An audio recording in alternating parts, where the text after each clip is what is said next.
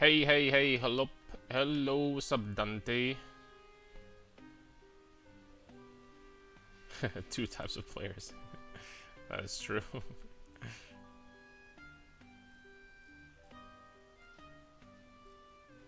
Oh, look at the Spooter choosing the League starter. Let's go. I need to do that. I had a big Spooter recently here, like yesterday. But I bonked him. I have to admit. He didn't live to see another day. What's up, Aribo? I wish you as the day as beautiful as you. Oh man, thank you so much. You know what, like Aribo, like you know why we have summer right now? Because spring looked at you, and just got jealous because you're that beautiful, and it just freaking left, and we have summer because of it. There you go.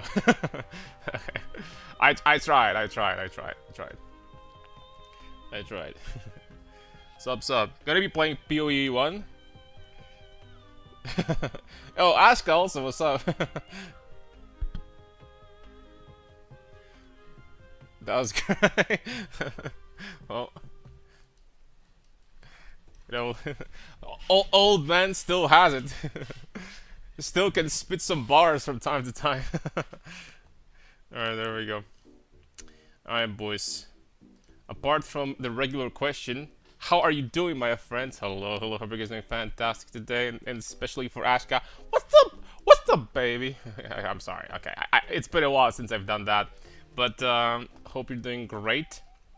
Today we have important day because today we're going to be working on the last POB. You know, after like a full week of doing POBs, today we're going to be doing like a giga late game one. Preferably with some massive fat amount of damage. Hopefully we can get like close to 1 billion, but we'll see about that. Now I'm busy IRL, good luck, have fun. Oh, that's unfortunate, but good luck with the IRL stuff. Haribo. Bada beam, bada boom. Alright, so how do we even begin? How do we even begin this? First of all,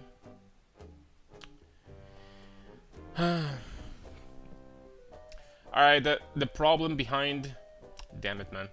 The problem behind Paradoxica, well, Paradoxica is a great weapon, but I just wish that we could offhand another weapon that'll be freaking great for us. Let me think. Alright, what offhand that's not a shield in this game we have that like would be like a great stat stick? You know what? I'm going to go for a classic and like actually go through every freaking unique item in the game, I guess. I don't know. Unique weapons. That might be the solution here.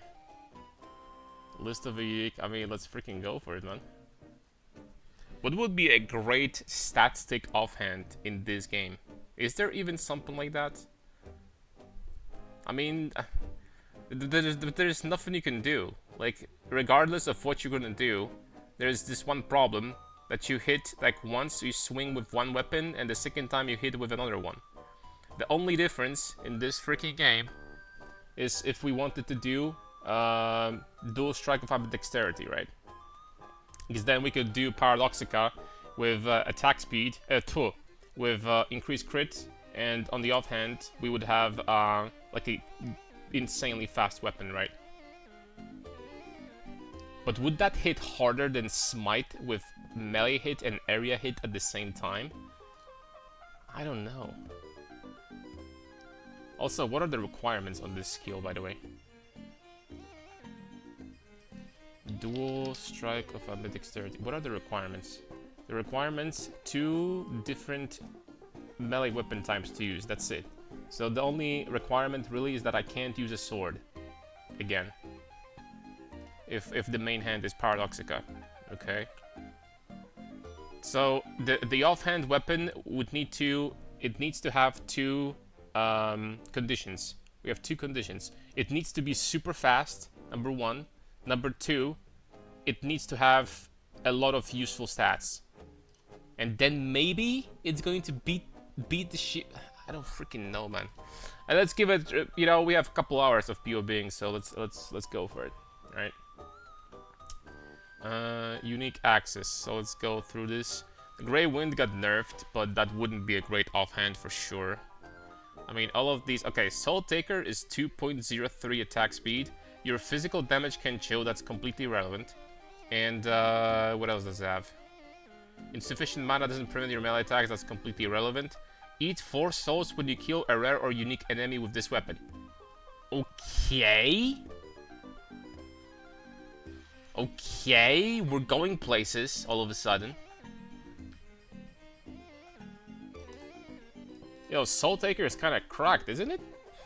4 souls?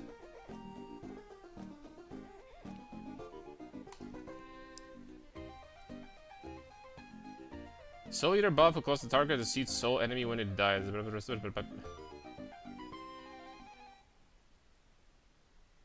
5% increase attack speed, cast speed, 1% the character size.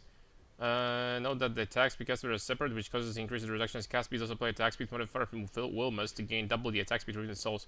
Less damage taken. Maximum number of Eden of Souls is capped at 45.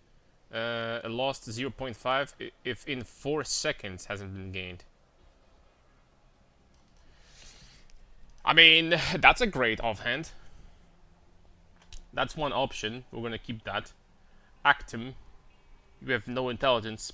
More like rectum. Okay, I'm sorry. That's freaking garbage. Thirst for blood. Bada beam, bada boom. That's not good. What is the idea? Oh, today we're doing a Giga late game PoB. We're experimenting with many different options. Number one, I was thinking about trying dual strike of ambidexterity to get a really powerful offhand, and maybe go from there. Number two option is just push Brutus as far as possible to around the 1 billion DPS or something like that. We'll see how far we're gonna get. We'll see about that. Maximum rage while wielding a sword, super slow. I mean, first of all, every single weapon here that is super slow, we can just forget about it, right? Hold on, let me check exactly the mechanics on dual strike of ambidexterity. Attacks with both weapons, dealing the damage of both in one strike. Requires dual wielding 2 different melee weapon types to use. Huh. Bro, doesn't that mean that... Hold on a second. 2 attacks per 80 strength. I know what? Just give me a sec. So this PoB right now has 150 million, okay? With no changes whatsoever. Let's drop all of this. Dual strike of ambidexterity. Boom. What does it get from quality? Oh, quality gets actually huge bonus. Very nice buff. Next patch. What's up, Allergy? And that's huge. That's actually wow. That's pretty good. And then we would get on the offhand. I mean, we could do just Soul Taker for now. For now, we could just do Soul Taker. It's okay. Later on, we're gonna think about something different, obviously. Soul Taker. I don't know. Let's buff these spells. Soul Taker. So it's already sitting at 20 mil. Already at 20 mil. Let's do greater multi-strike. Volatility. Increase critical damage. I would probably need melee splash on this build, right? On this skill. So we would need this. We could maybe allocate that. That would be also fine. We get +2 strikes from gloves, so we don't need strikes. Close combat. A close combat, let's just say. And avoid manipulation. Okay, this skill already hits pretty freaking hard. Level 21, obviously.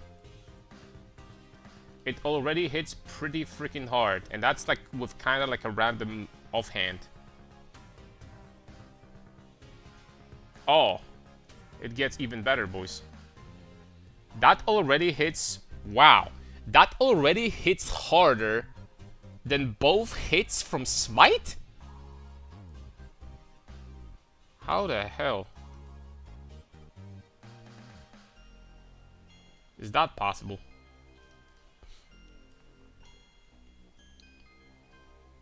Is Smite overrated or what? Like, recently I just started thinking about it. Crit multi. While dual wielding. Boom. Bro, what the f... Okay.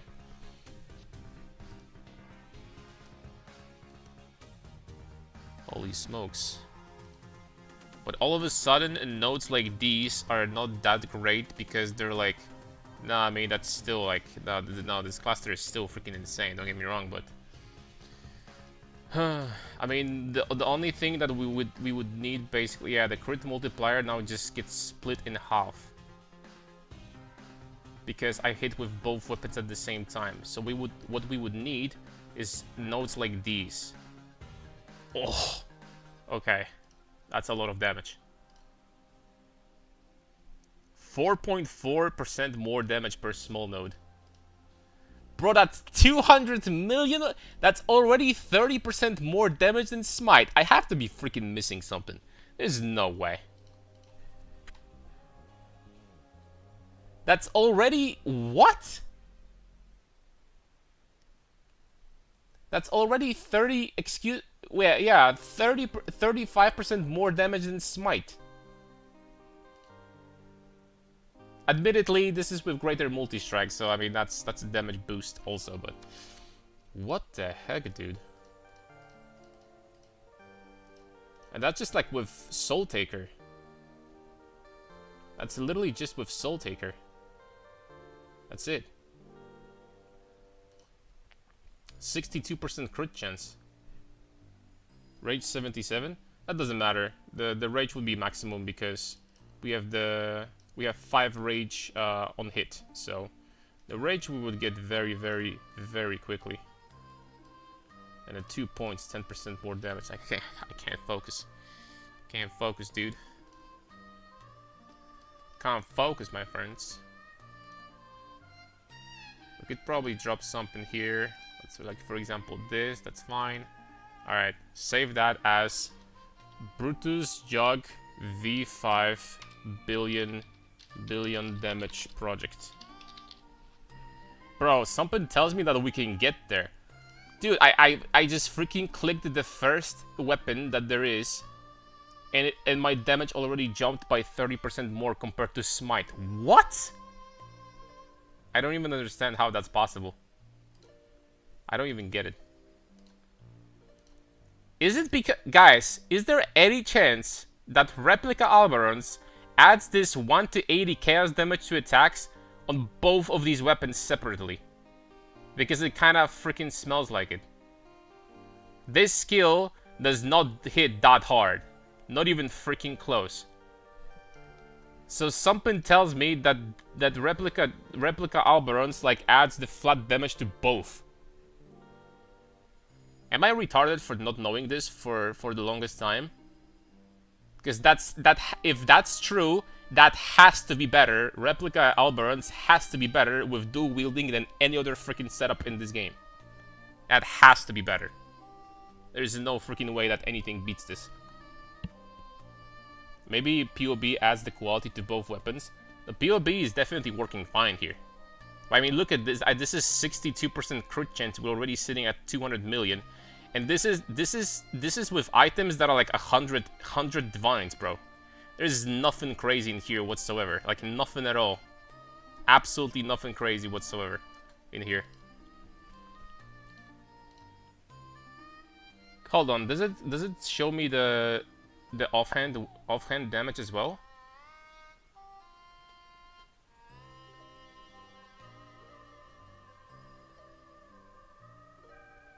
No, it's just average.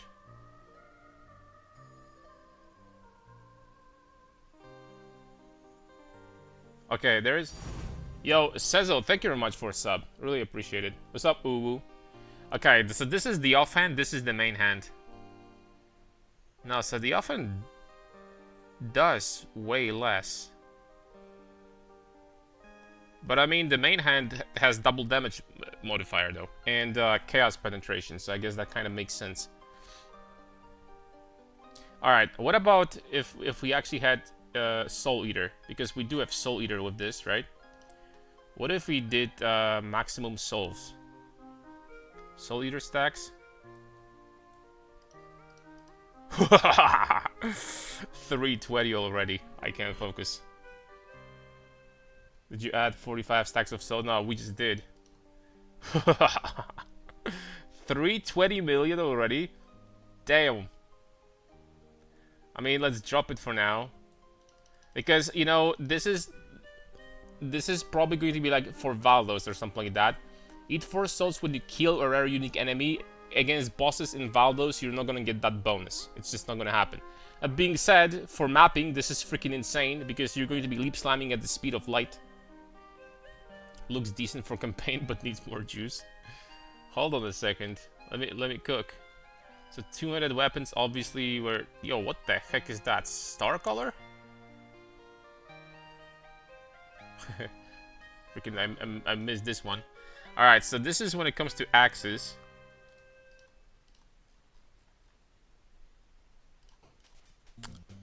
Bows, quivers, claws. The falling crystal support. Does the insufficient mana affix apply to other weapon as well? I'm pretty sure it should. But it's not a big deal at all. We have mana leech on this build anyway. So this is like completely relevant. Well, it's maybe it's not completely relevant, but it's like not a big deal. It would be kind of busted if this said your damage can chill. Not only your physical, but generally your damage can chill. That would be incredibly good. But that would probably be like legitimately one of the best offhands. But it's okay. Alright.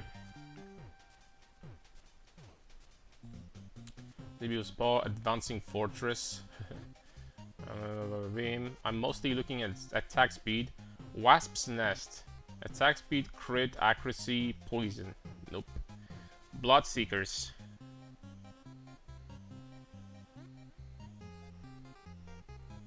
Law of the Wilds. What the heck is that? Summon Spectral Wolf on critical strike with this weapon. There's no way that's better than Soul Taker. Allure. Essentia Sanguis is 1.69. Ghost River. Yeah. Hova.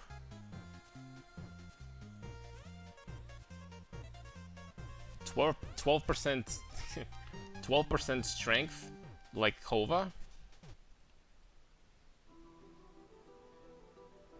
I saw that as 700% effectiveness or something. Yeah, it also has 1 second cooldown. 1 second freaking cooldown, unfortunately.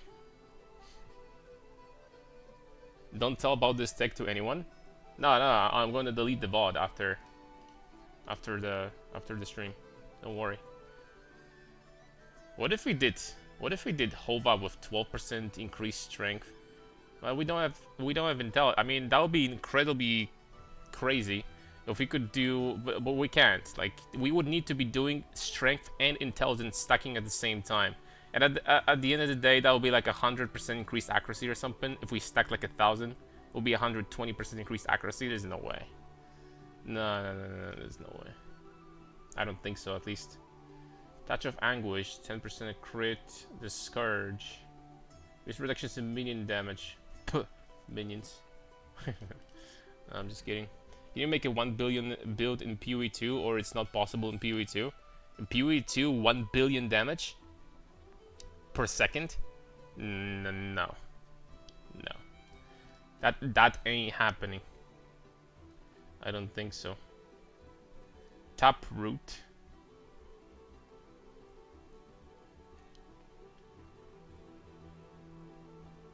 I mean, his offhand has to be fast. Maces. It has to be fast. There's Bright Peak. Obviously, you could corrupt it with additional attack speed. That'll be really, really, really fast.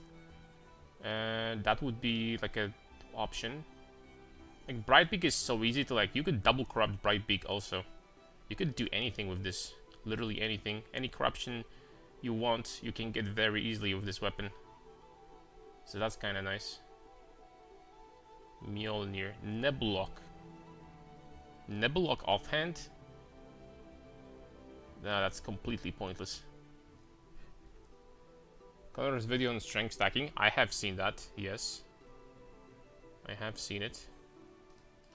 Scepters. We can't use swords, because the main hand is Paradoxica, so we can't use swords with this. Adding Brutus, obviously, just, bro, out of curiosity, like, what would happen if I put Brutus in there in an offhand?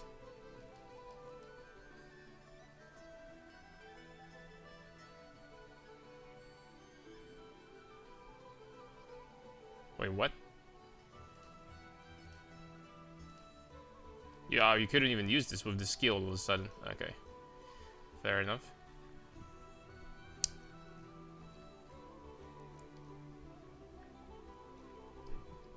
Reason I ask, he's going a very similar route you were the other day with accuracy stacking plus strength stacking. Yeah, because our builds have been similar for a long time. This build over here that you see, the Brutus strength stacking, I literally started doing since patch 3.16, when they added Iron Will to the game on the passive tree. This is when that was the first time I made this build. The only difference is that my build was always oriented more towards early game, and then like get like 50 million Shaper DPS and then jump into something else, like for example Inquisitor. And he's been pushing, and he's been building his build around like super late game scaling, right? So that's always been the difference. But I've been making this build for 15 leagues now. Well, 13 leagues, so okay,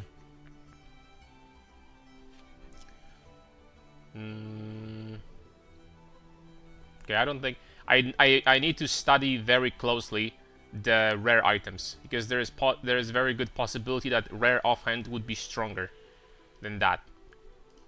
But let's entertain like Brightbeak first.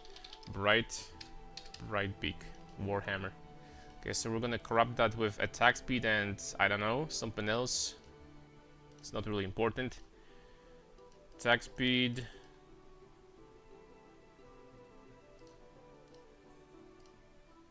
Okay. So there is restriction on this skill. Requires dual wielding 2 different melee weapon types to use. It says 2 different ones.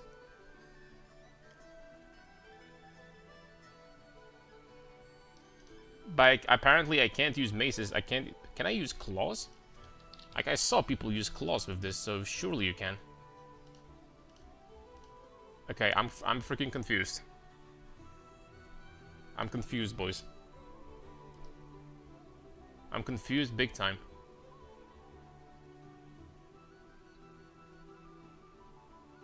What's going on in here?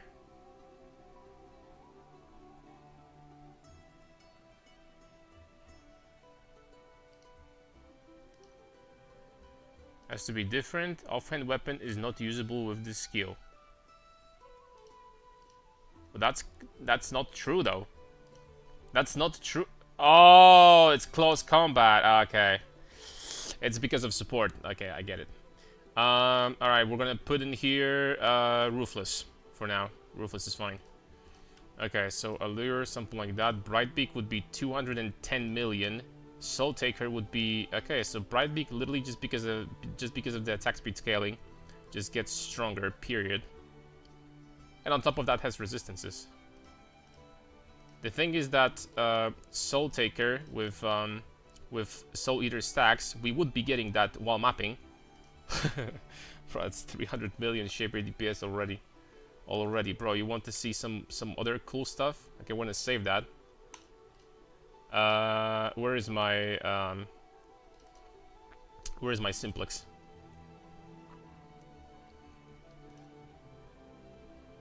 There we go.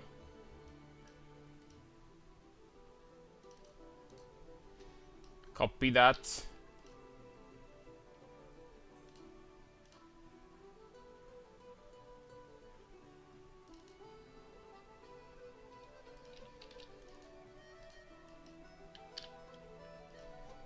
26, 19, 2, save, anoint, whispers of doom, boom. Damn it, man. Why does it change? Why does this change? Okay, now it's gonna be fine. That's plus 30% more damage. That's 30%. Next up, we have Misted Helicals. Calandra's Touch. Because this is with regular Helicals, we're gonna do Misted ones. That being said, they did nerf Helicals. I am going to include that. So I'm not going to put something ridiculous here. So 33 attributes, let's just say, I don't know, 35. 166 strength should be totally doable. 50 increased accuracy, that sounds about right. I don't know, 77 life, something like this. Think some more or less something like this should be totally doable. Alright, that's 520 million Shaper DPS on dual strike. Next up we have Replica Alberans. Corrupted.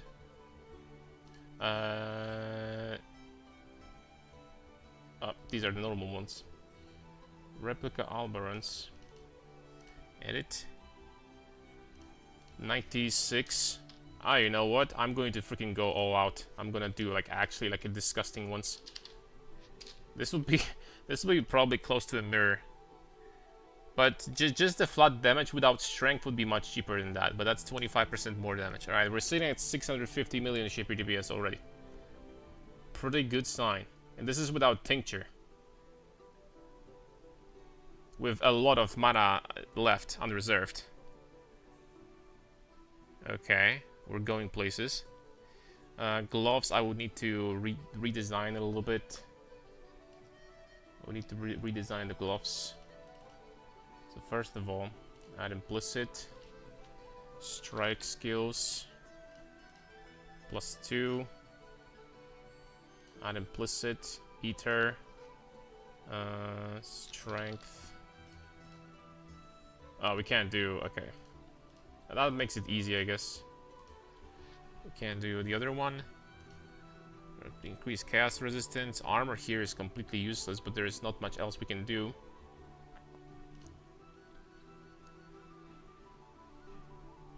What's up, Boostars? Iron Fortress. So here's the thing. When it comes to Iron Fortress and Crown of Ice, these two would get boosted heavily by the Legion modifiers. Both of them would be insanely boosted.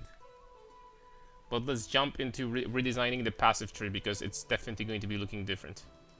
100%.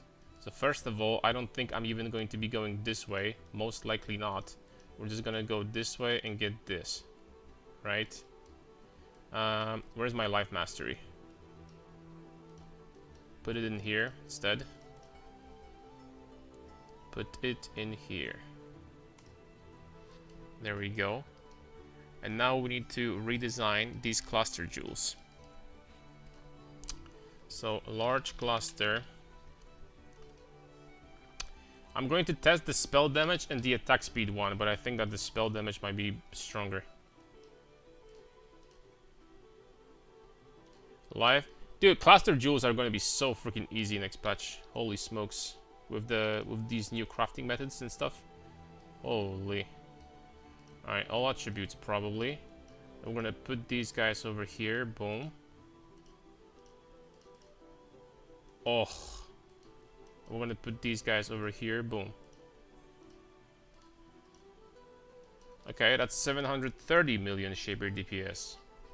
On top of that, I am pretty sure, I'm 100% sure, that dropping one of these bad boys over here and instead adding Fortify here is going to be 7 million times better, because that gives us 5 passive points. And 5 passive points is gotta be better than 10% damage. It's gotta be better than 10% damage. 1 billion DPS, Karn is going all in. I think I'm 99% sure that this is doable. I'm only considering Mage Blood because with Mage Blood you're getting 90 all res, easy peasy. You don't have to worry at all. So, I mean, the tankiness already is decent. We're gonna get to 90 all rest. We're gonna have like 250,000 all LE hit. And, you know, we would need to cap chaos res as well. But this is already looking pretty good. So,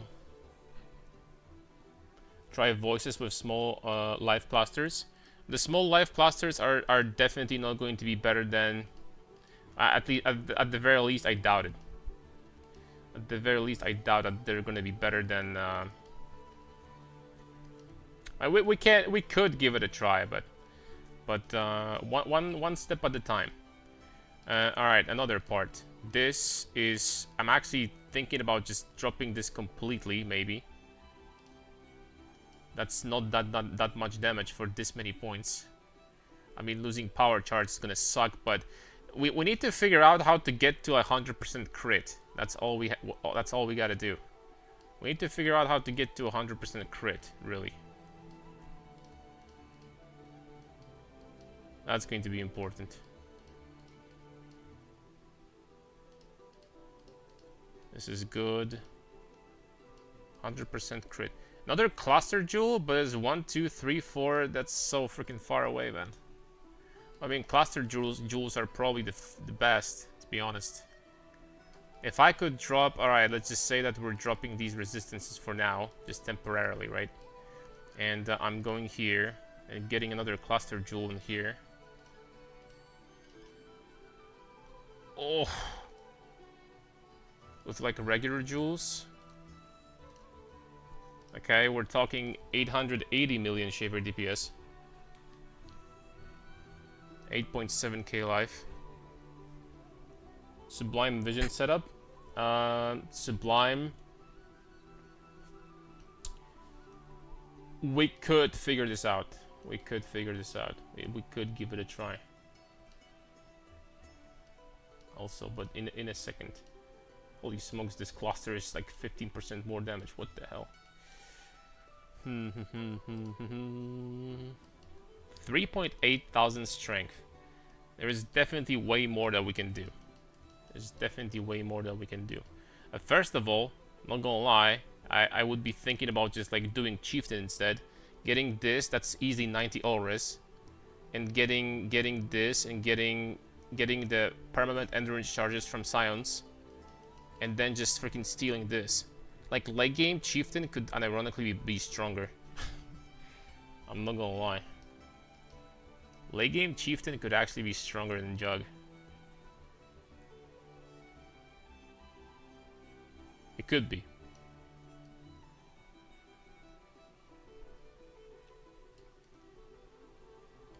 Let me take a look at this passive tree because something here smells.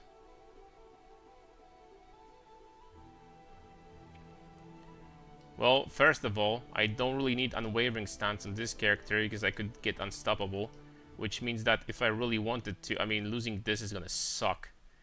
But if I really wanted to, I could do something like this. Boom. And then drop all of these. Boom. That's 7 passive points. Is it worth it? Not 100% sure about that. Not 100% sure.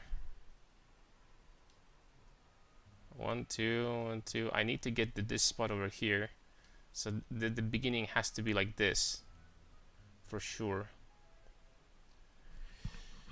Has to be like this.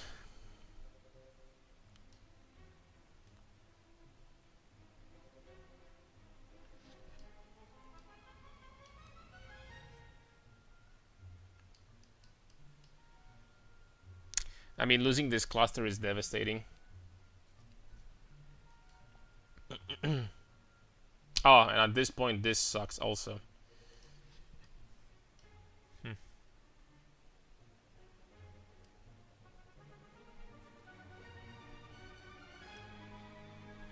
Okay, a lethal pride here for sure. At percent strength, the node would be Marauder, Search. Only 3 maximum. What if we just added strength also? Total strength, Search.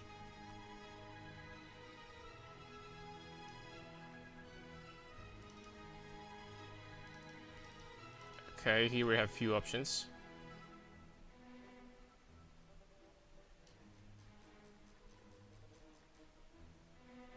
Okay, so these are the options that we have.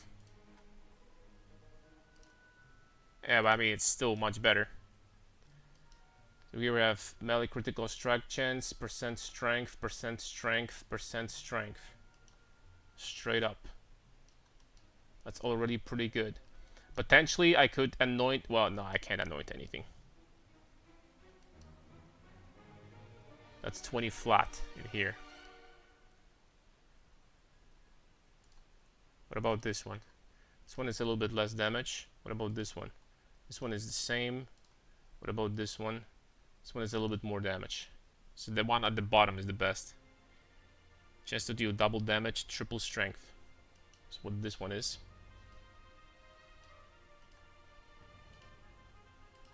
Okay. Kidoki. I mean, bro, losing this cluster is like freaking devastating. We might actually need to like still get there just to get these notes because they're freaking insane.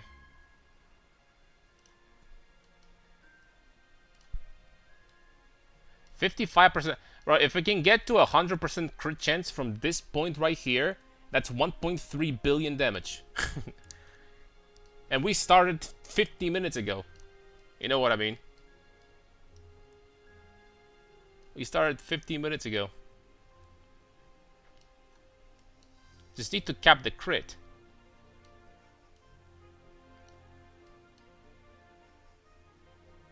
These are relatively good 3 points for sure. There is a crit cluster. This one is really good as well, I will say. This crit cluster is huge. Okay, 870 million shaper DPS. This node gives me what? 5% more damage. Probably not worth it at this point. What if I dropped all of these here? Because I probably would like to do that. And instead just go here and get this one over there.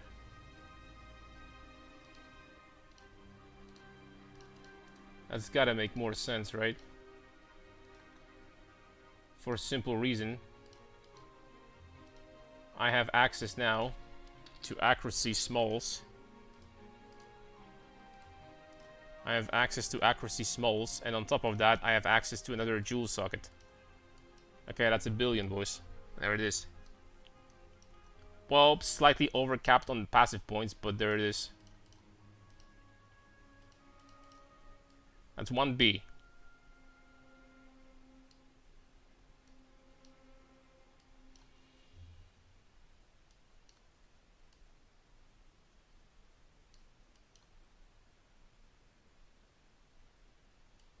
It's 1B right there, and we're sitting at 65% crit chance only. 15 attacks per second? How much accuracy do I have? 40,000? Huh. I mean, we're attacking with this weapon, so we're attacking fast. Will mana be an issue? Now with Soul Taker, we are... we don't have mana costs. So... we don't have mana costs with this. So that doesn't matter. You know the funniest part? This is... once again, this is with Iron Fortress and Crown of Ice, but without the special Legion uniques we're getting. So we can... these two are huge buffs, both of them. Are potentially huge. Freaking massive, bro. Both of them. Both of them. Actually, let's freaking simulate that. I know this is going to be cope. But let's just say that we have Crown of Ice with Black Sun's Crest mod. That's 15% strength. We don't even know if it's going to be that strong. It could be, for example, 10% strength also. But let's freaking cope, boys. Let's do some copium here. 15% increased strength. Oh! Strength from Black Sun's Crest. Boom. 1.2 billion shaper DPS. 5 points over. Yeah, we're gonna work on that in a second. Dual wielding, one-handed melee weapons, global accuracy rating, strength.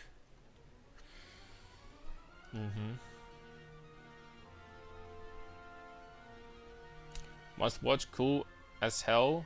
Super creative juices level meme build. Yeah, what is this?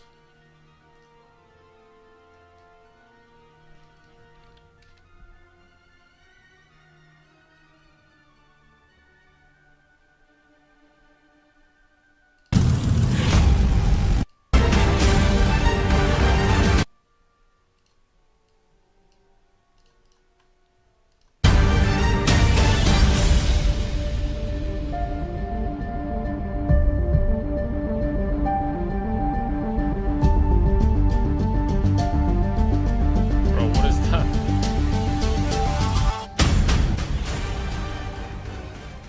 To make a build. This is still viable in 3.29. Familiar with this transfigured gem? Normally you cast these zombies and they fall quickly to the ground to deal. As a limit of 200 zombies, you can actually get nearly 300 when using congregation support. First League introduced the Katarina bloodline, which has a node called Umbral Army, defenses per minion from your non-vol skills. Though with Volatile Vol Orb and Tempering attacks with this weapon have added maximum lightning damage equal to 10 to 15% of player's maximum energy shield. So this ends up being ultra synergistic with this pack. You know, boys, that on this stream we're not about minion builds, right? You know me, boys. Like, this looks cool and stuff, but like I don't even like know where to begin how to describe that because I have no freaking knowledge about minions whatsoever. So that's about it. All right. Back to this. Back to this.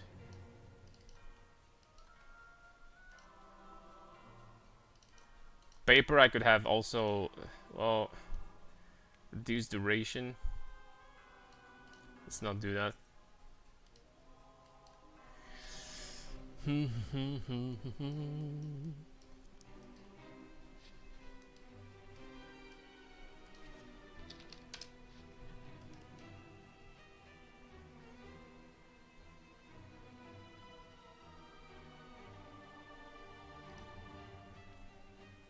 Yeah, like even ambidexterity for 4 points is freaking... What the heck? 12% more damage, man. What about these, by the way? What about these masteries?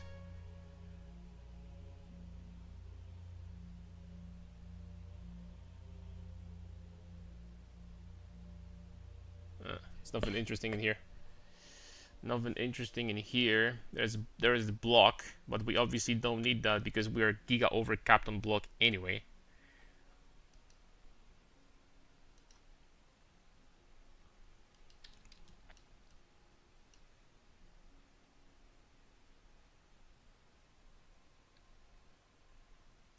This cluster would be pretty freaking insane. Increase critical strike accuracy with critical strike multiplier, 100% critical strike chance. Holy! I mean, we're 10 points over net right now. That's 1.4 billion. 1.4 B.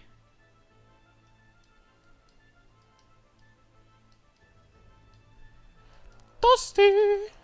That's pretty big, boys. Obviously, we would need to start dropping points. 100%. Okay, that's 5 points over the cap. That's much better.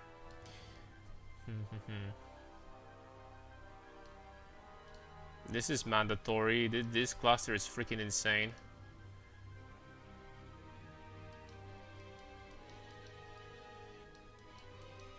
%, 75% crit chance. I mean, at this point, we would basically need to do something to make the crit chance go to 100%, and yeah, that's the freaking level of damage that we would be doing with this. That's the level of damage.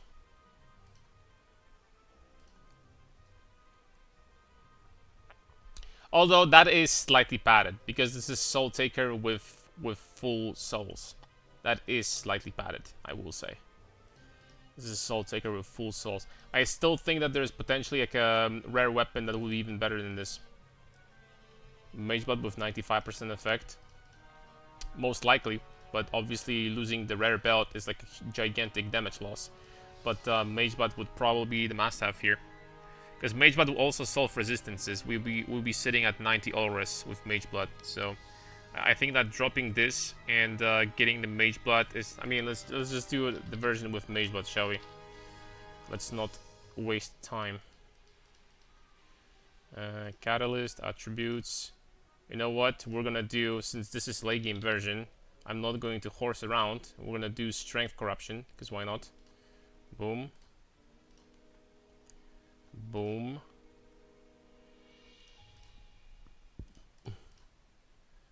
Diamond. Diamond with triple Ds? Probably.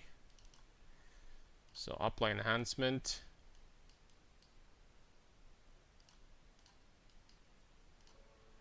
Boom. Bottled Faith. Ruby Flask. Enhancement. Bleed Corrupted Blood immunity, probably, yes. And poison immunity also.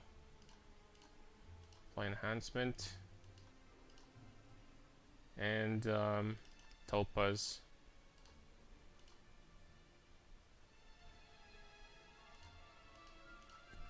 Here we would get, I have no freaking idea.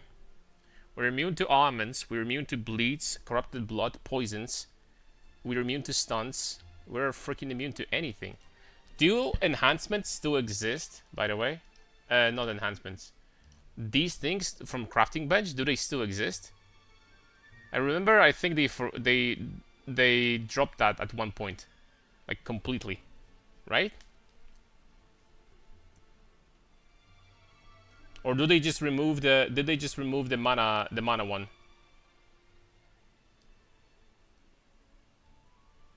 Legitimately don't remember.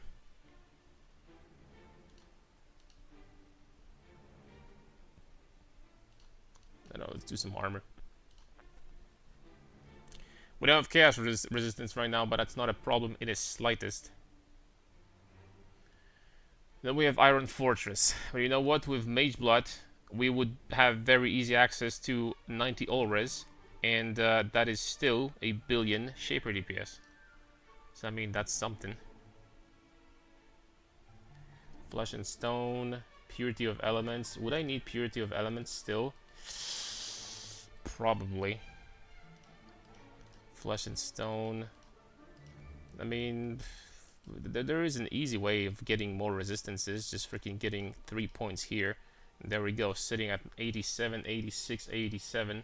Then gaining +2 max res on every single jewel here instead of, I don't know, global accuracy. And boom, we're done, right? Silver Flask. Silver Flask, I doubt it would be necessary with 531% increased attack speed. The Silver Flask wouldn't do that much for us at this point.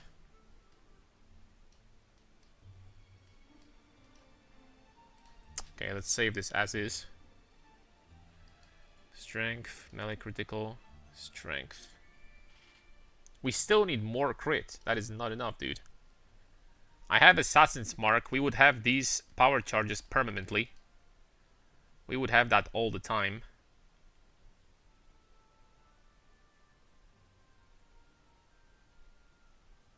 Every single one of these buffs we would have all the time, apart from frenzy charges. But this would be, we would have almost all the time anyway. So there's that.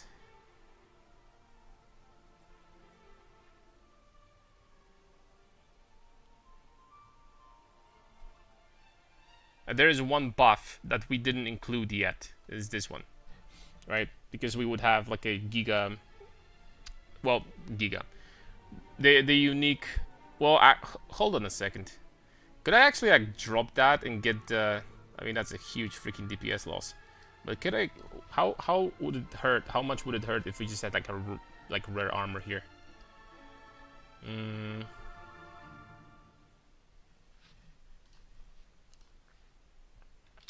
For tankiness, right? Royal Plate, whatever. Strength. Add modifier. Essence. No, not essence. Failed. Strength. not strength, attributes. Wait, where is 8% attributes from Veiled modifier? What? There's 6% here. Let's change it to 8. And then, I don't know, PDR maybe? And then on for the prefixes, like legitimately, I don't care. This. It's crafted, not veiled, I think. Whatever, it's 8% now, it's fine. And modify, no, implicit. For Searing Exarch, we would have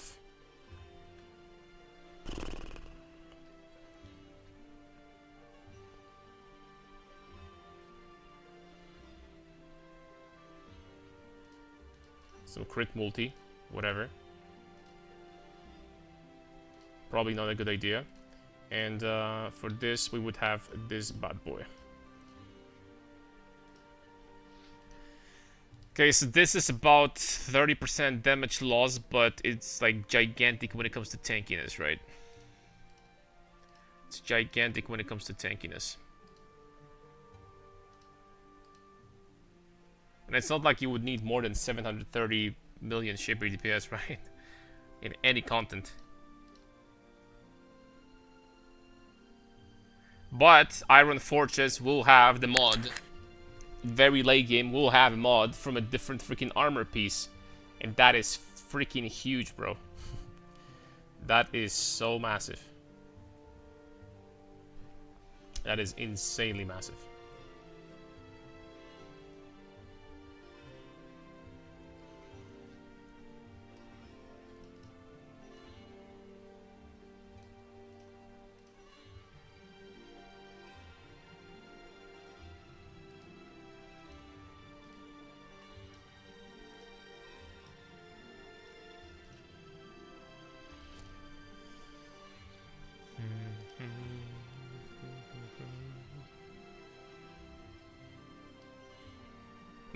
My aura setup sucks. I mean, I have literally Purity of Elements and Flesh and Stone. That's it. Grasping armor mods? I don't think so. I don't think so. Like, grasping mods are mostly broken for armor stacking because they have the overcap fire and cold resistances for armor stackers, right?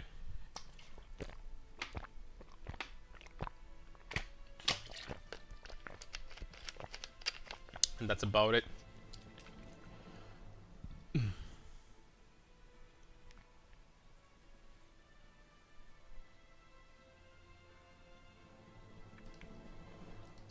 I just keep on thinking about ways of getting more crit chance in this game. There's gotta be easy ways of getting more crit. You know what? Let's jump into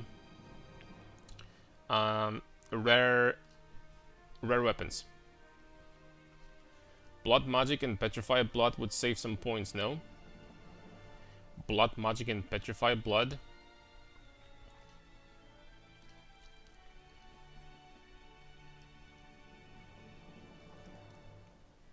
I could maybe use that, unironically. Maybe could.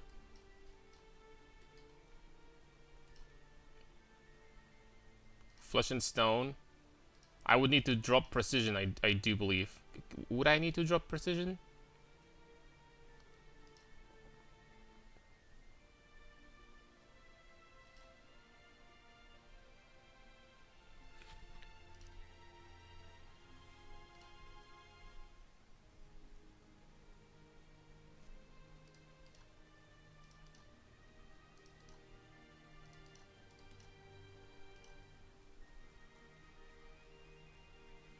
Okay, so when it comes to rare options, on a rare sword, for example, we could have T1 strength, we could have crafted attack speed, so the speed on the weapon like this would be like 2 point almost 1, so faster than Soul Taker. When it comes to prefixes, there's absolutely nothing in there. Global crit multi. On a base with additional crit multi, that would be like 60% crit multi or something. That is a bonus. That is a bonus for sure. All of this is useless. Succeeded skills deal 40% more damage. Strength and dexterity scaling, that doesn't do anything.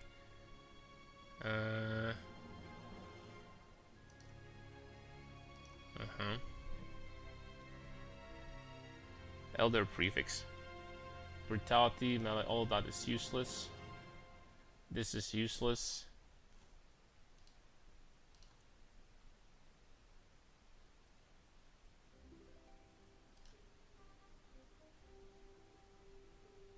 I've never seen this one before. Endurance charge every 4 seconds while stationary. As an elder suffix on a sword? I have never seen that before. What? Have I been playing Path of Exile before? Penetration, lightning.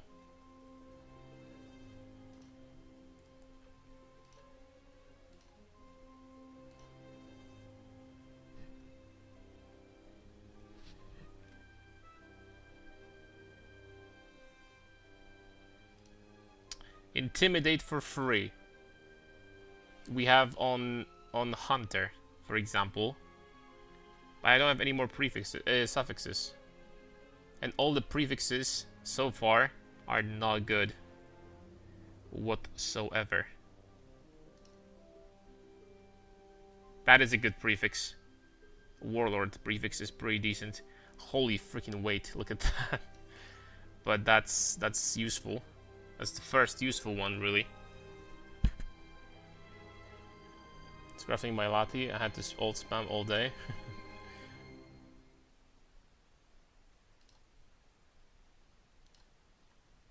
Veiled prefixes. I mean, you know what? Just for a comparison, right? Because let's be honest, having 45 soul eater stacks here, first of all, is not fair. Let's be honest, that is not fair. So let's craft a sword. Thrusting. Oh, I can't do swords. I forgot. Damn it. We can't do swords, boys. Can't do swords because we need to use a different weapon than a sword. So let's try claws. Claws, I think, are fastest weapons in the game. With swords, they have 1.6 base attack speed. So, what are some of the good claws? Hold on a second. Claw.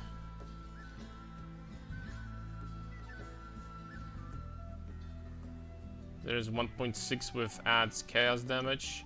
There's 1.6 with 46 life per enemy hit. That is incredibly good. That is exactly what we need.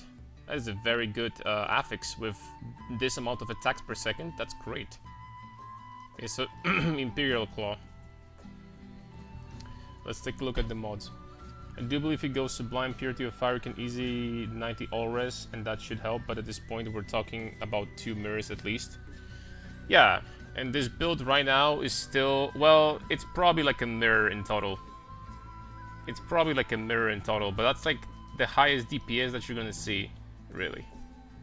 Or one of the highest DPSs you're gonna see. Like, possible.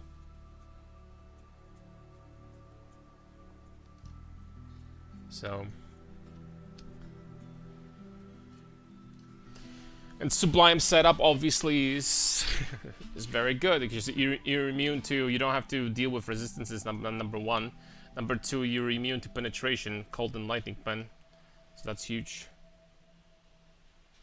Sublime plus Fire Watcher's Eye cost me about 800 divs last week, so I wouldn't say it's tumors. Still a decent amount. Decent amount for sure. Alright, so claws, right? So first of all, I guess what we would do is, actually, I take it back. Let's check the essence suffixes first, and prefixes.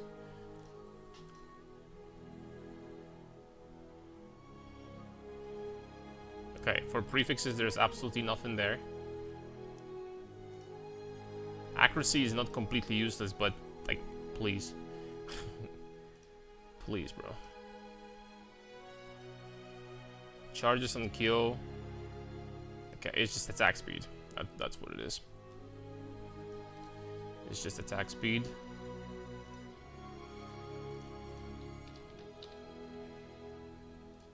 30%. And then, I don't know, probably crit multi here. But on claws, we're not gonna get strength. That kind of sucks. Unless I fractured. You could fracture strength, T1 strength very easily here, I guess. You could. Now that I think about it. You know what? Let's go ahead and do that. Essence, strength.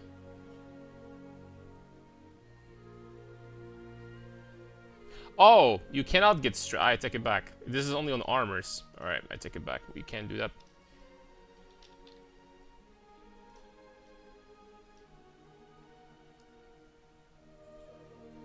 Okay. This is still minus 27% damage.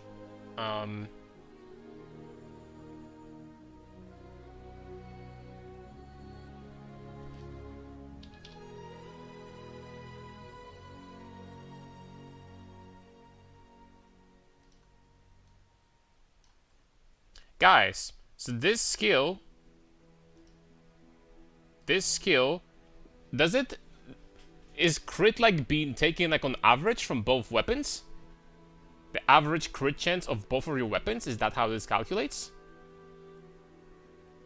Or does every single weapon has its separate crit modifier?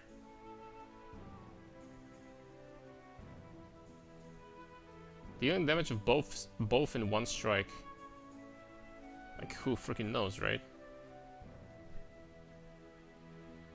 Crit chance either for spells or attacks in some influence mod. That's pretty strong, that's true. But that is kind of like impossible because we either lose Iron Fortress or we lose 20% damage reduction from implicit here. So maybe main hand only. No, because if I increase the crit chance here, my crit increases.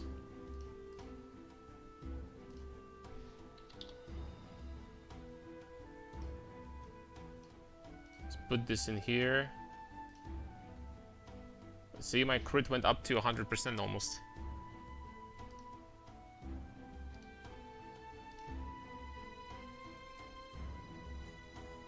Well, that is already better than Bright Beak. Also, my leech on hit is like massively increased because of this, so that's kind of cool.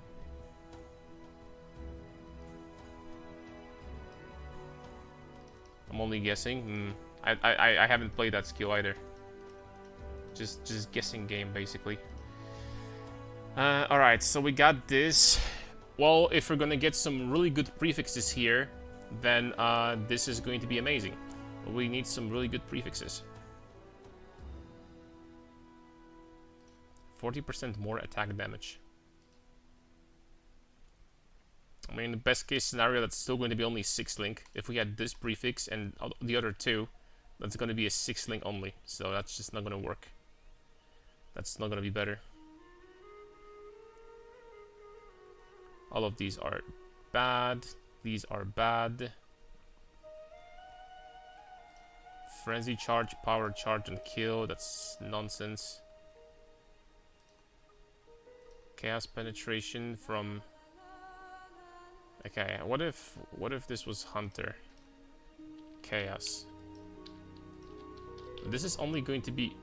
This is only going to be on this... Yeah, this is only going to be on this weapon, so it's like 2% more damage. Sub Samo. 1 freaking billion, damn buddy, that's right. Fat bonks. All day long, my friend. Can always craft dual influence weapon. There's no good freaking prefixes on these. That's the only problem. It's 50% global crit strike multiplier. That's like the best thing I can find at this point. Delve? Do these even exist still? And there's nothing good here either. There's just no stat sticks. That's the problem. There's no good stat sticks. Veiled modifiers. Okay, there's one veiled modifier that is decent. It's this one. This one is pretty good. That's the only freaking exception.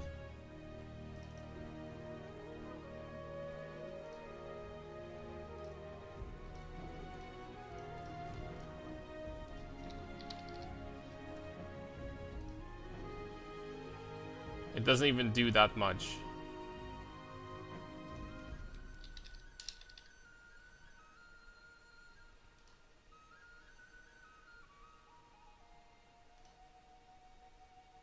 It's 4% more damage. I mean, Delph still exists. No, I don't mean. I meant as in these mods, right? Also, that's one veiled mod that gives us 4% more damage. What about crafting bench? And crafting bench on claws we could still do, for example. I think we could still do chaos damage after that. Maybe this. I don't know if this is if they are the same school. I mean the same, you know, branch. I think they might be. Damage over time, elemental, fire, cold, lightning. No, there's nothing after that. Hits cannot be evaded is no. Support plus support spells is no. I mean, that actually could do something, but it's not a big deal.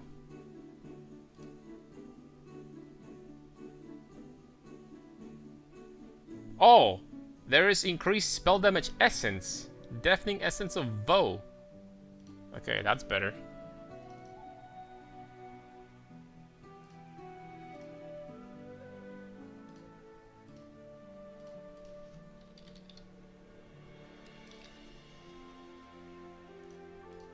It's a little bit better. 1% more. Let's go, baby. 1% more.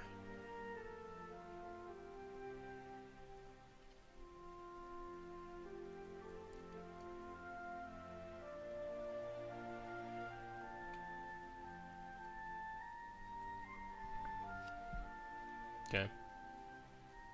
How are you going to craft this, though? This claw right now is incredibly easy. This is like the easiest claws of all time. What you do here, basically, is you fracture attack speed, then you keep on slapping essences until you get spell damage and double crit, and then you benchcraft whatever, anything like a prefix. I don't know what you could benchcraft at this point. And also, that is like the easiest. That would be this weapon is like literally a couple chaos. Well, not couple divines. The enhancement would be different because we would have here attack speed, I guess. There we go. I mean, this weapon is still worse than freaking Soul Taker. We wouldn't have 45 souls all the time, but like we would have like even with 20 souls, Soul Taker still is better, right?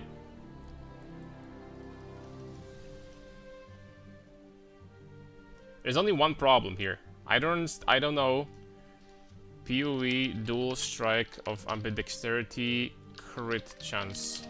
Anyone says something about it? Looking at the stars, wondering dual strike of calculates base crit chance. Average both weapons. So it's essentially two separate damage rolls, but it's delivered in a single hit. So crit chance is more important on your main hand, but ideally both your weapons should have high crit chance. The hits cannot be evaded. Mod is local, only affected the weapon on it.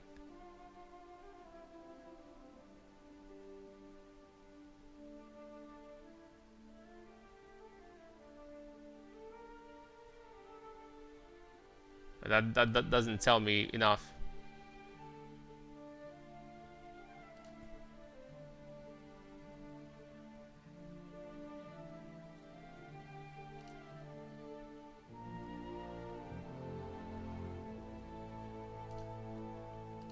Let's see in configuration here. That's gonna be easier. Maybe.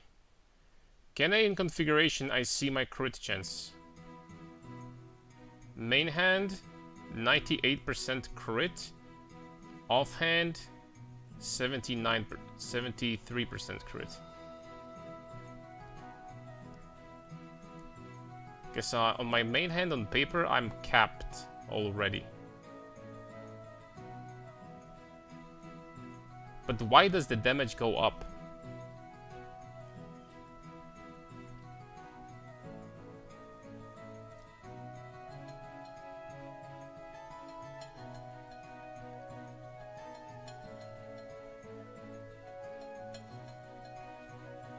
No, it turns out, guys, it turns out that the replica, Alborn's Warpath, you hit with both weapons at the same... This is basically the only situation in Path of Exile where dual wielding works the same way as it does in PoE 2. Is in PoE 2, with every single hit, every skill, you hit with both weapons at the same time, and every modifier in this game that adds flat damage will add damage to both weapons. This is exactly what happens here. This is exactly what happens here. With these boots, you get that 1 to 96 to this weapon and to this weapon per 80 strength. It's doubled with this freaking skill only. That's the only skill in this game that does that, because you hit with both weapons at the same time. That's literally the only skill in the game that does that. So like, this is like actually the best freaking skill in the game for replica Alborans to dual wield with this. It's the only skill in the game that does that. In this game.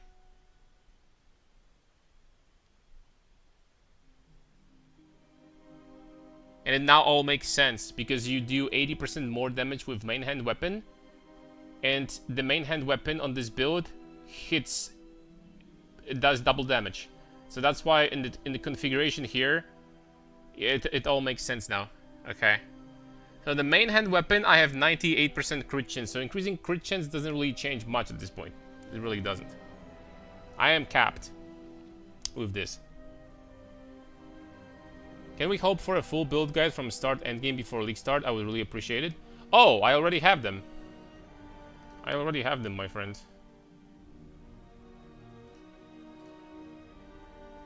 And the videos here. Boom, you have one video, and then you have the leveling guide, the second video. So you want the link? I think the link is in the Nightbot like spams it every 30 minutes, but there you go. Alright, so we understand now how the mechanics work on this. So gaining more crit is pointless, really. It's really pointless. Yeah.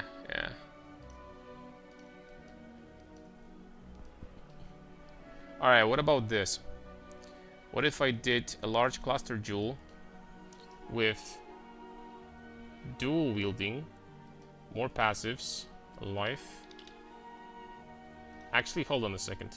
Let's do something like that. Let's do quick and deadly. Right? Let's do quick and deadly. Quick and deadly. And let's do increased effect, 35%. Let's do attack speed. Let's do 8 strength. What about a cluster like that? Did I do 11 passive? Yeah, 12 passives. What about a cluster like this?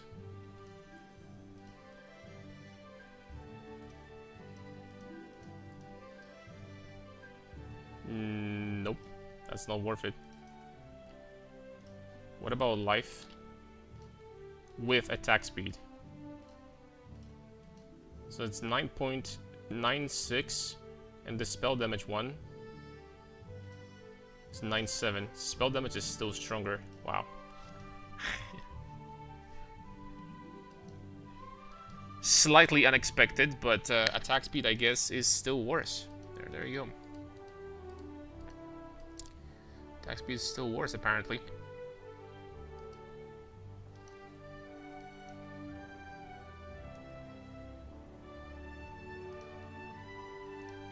This does not count as AoE skill, right? Hold up a second.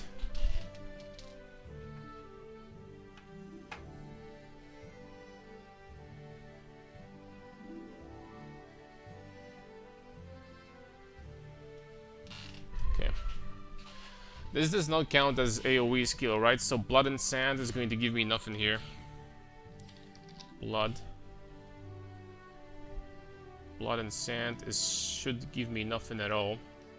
Yep. Dude, how busted would that be if you could actually use double swords? But I'll be using Paradoxicon, and offhand I'll be using the Savior. Holy. There's gotta be something better than that. Maybe not, I don't know. Maybe not.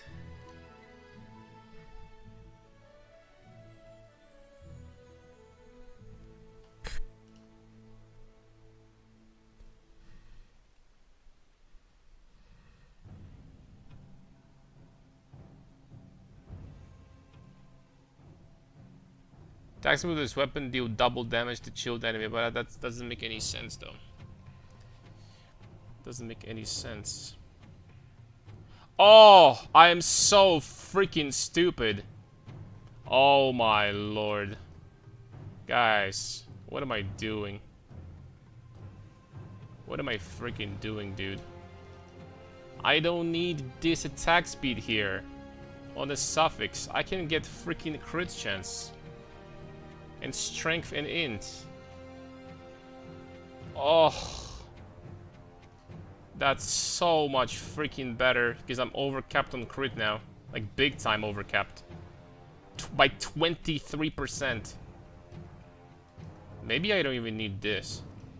Yeah, that basically gives me nothing now all of a sudden. Oh my goodness.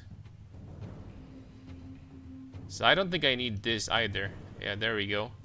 Okay, so now we can drop the points that we used before. Okay, that's still freaking big. I mean, there we go. That's at least we're not overcapped on passive points. That's not bullshit anymore. That's better. That's better, my dudes. So the crit chance on main hand is 94% now. Okay. That's so much better.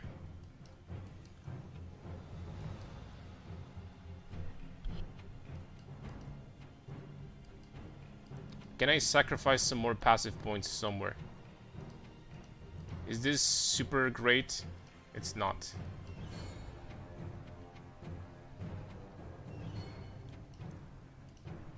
Okay, these are insane. As expected. These are insane. Dropping more life doesn't sound like a plan, not gonna lie.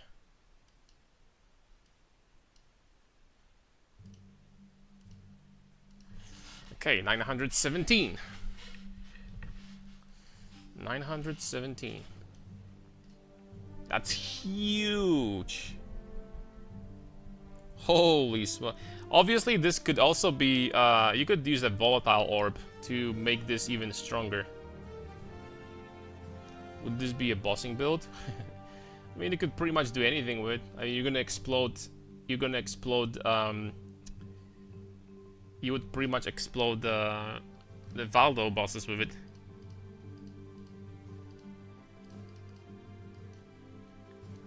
I could keep on pushing this number, and I definitely will.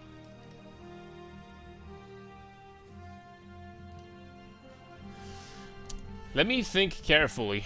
What is Brutus? Brutus of well, this is technically Paradoxica. This is the Brutus version of the build for the league start. My league starter basically. Like, you scale strength and you get fire damage and giga high crit chance with this. So, long story short, Indoor Strike wouldn't be good for mapping, I guess. And with this amount of damage, you just like slap literally. You anoint like Tribal Fury. You slap here a Greater Awakened Ancestral Call, like, you know, level 4, and you would be farming maps quickly too. Like a single hit is like everything is dead in a single hit, so this wouldn't be bad either.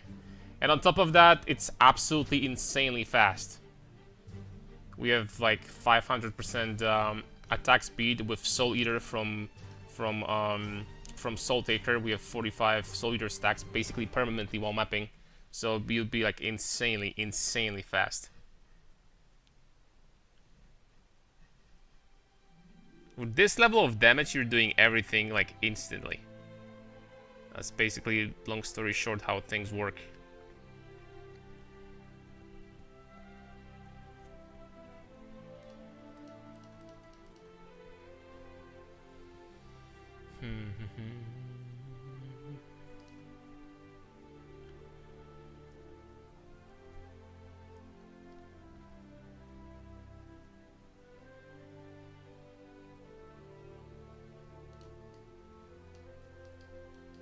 Okay, I'll tell you what. We're gonna do some small changes right now.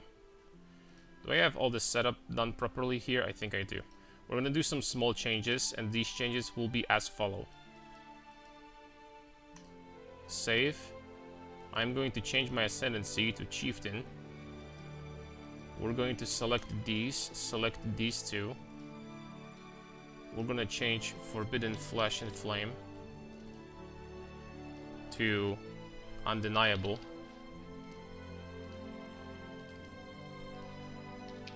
Undeniable.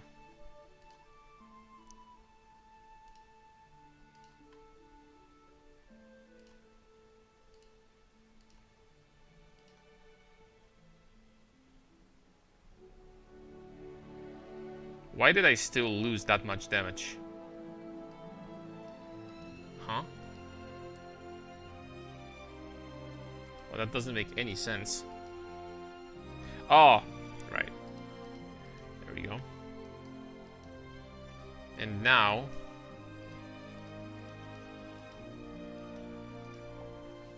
we are dropping Mage Blood completely. And we need to change our flasks.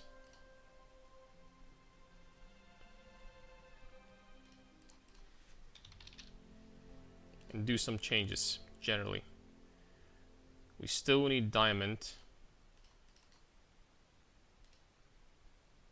Ruby, probably.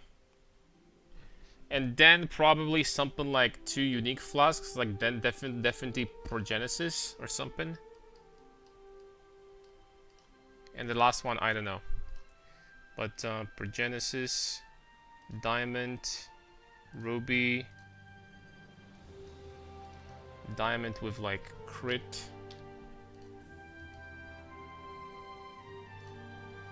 Ruby with like, I don't know, bleed. Here. Okay, something like that. The last one item, it could be tincture even or something. And then we would need to change our jewels from one of these stats to maximum fire resistance.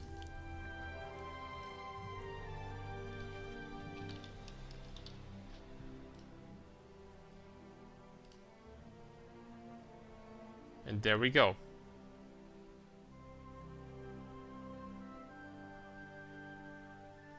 And there we go. And we need to get some res somewhere, right? But there we go. We have 90 all res with this. Well, 89 right now.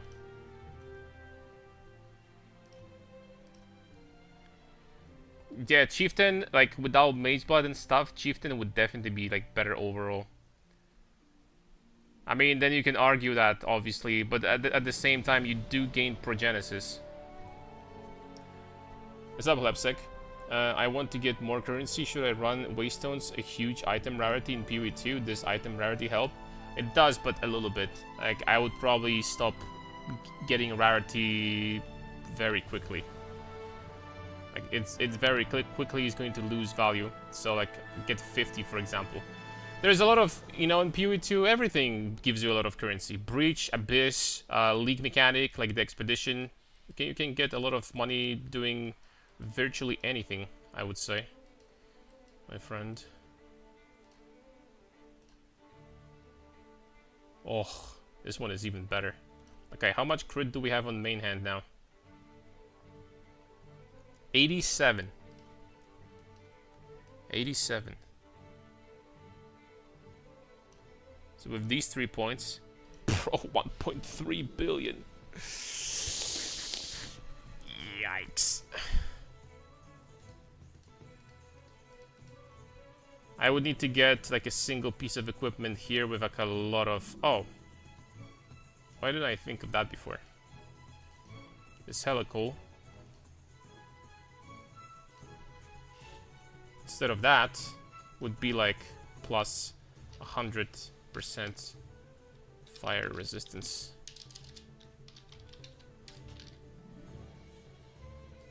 That would be like the best helical, best in slot. There we go, resistance is solved. It wouldn't even need to be 100, obviously. You could have like 70 here, and that's far more than enough. So you don't even need this number. But there you go. And now I guess purity of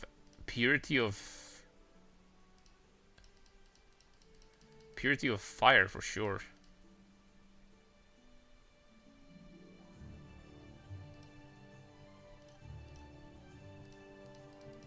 We would need to use purity of fire to not be like reliant on the ruby flask. But generally speaking, this is already looking stronger and stronger.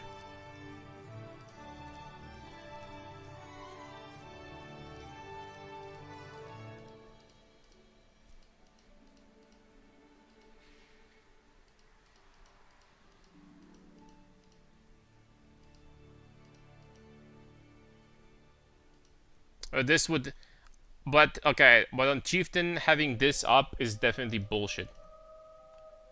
It's definitely bullshit. We wouldn't be using that on Chieftain, I will say. We wouldn't be using that on Chieftain.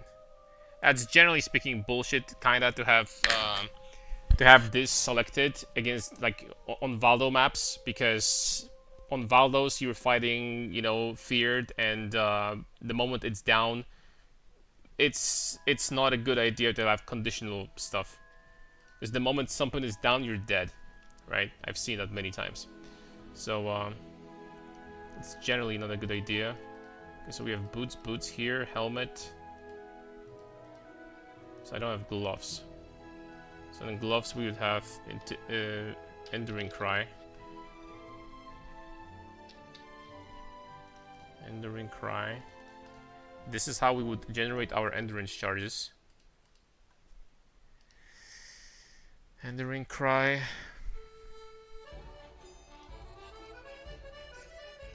I mean, Purity of Elements would be freaking must-have. I'm not gonna say no to that. Kill all passive point. Yeah. Is there any chance that? No, there's no way.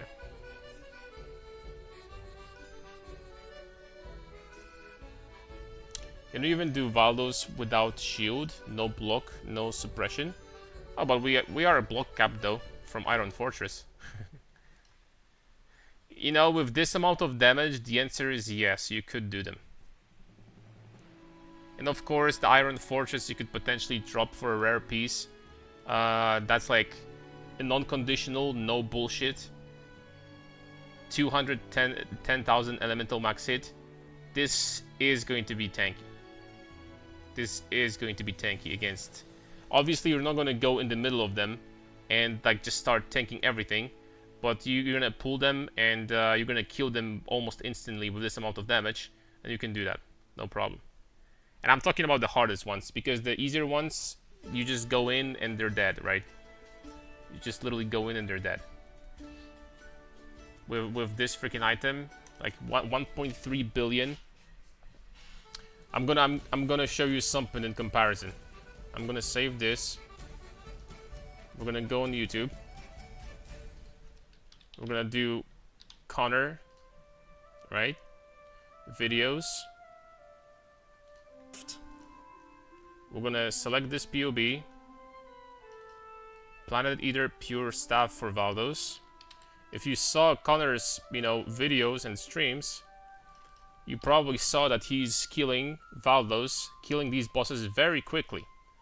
And his damage is that. So he has 2 times less damage. By the way, next patch, this is going to be less than that, because this doesn't exist anymore.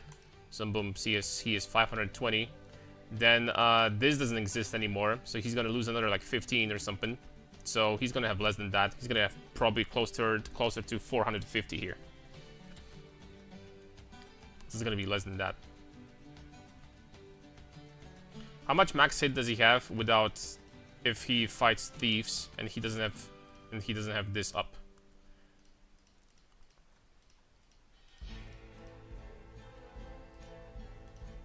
$440. Okay, so yeah. So it would be like 2 times less tanky in comparison. It would be like 2 times less tanky. But we would have 3 times more damage. On this setup currently, right now. I'm not sure where he gets that from. But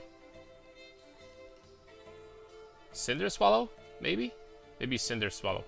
So he wouldn't have that either, right? Without flasks. If he's fighting thieves or something, so it's not even 2 times. Well, we would have 3 times the damage, which is a lot. Oh, 1 flask open here still, I guess. You could do a tincture here. That would be freaking disgusting. That would be kind of disgusting, not gonna lie.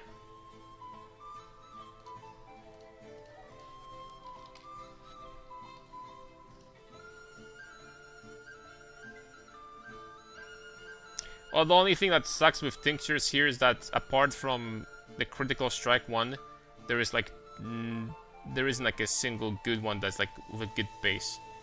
What about their modifiers? Physical damage, weapon attack speed, crit multi. Honestly, there's nothing too crazy for us in here. Like, actually. There's actually nothing too crazy for us in here.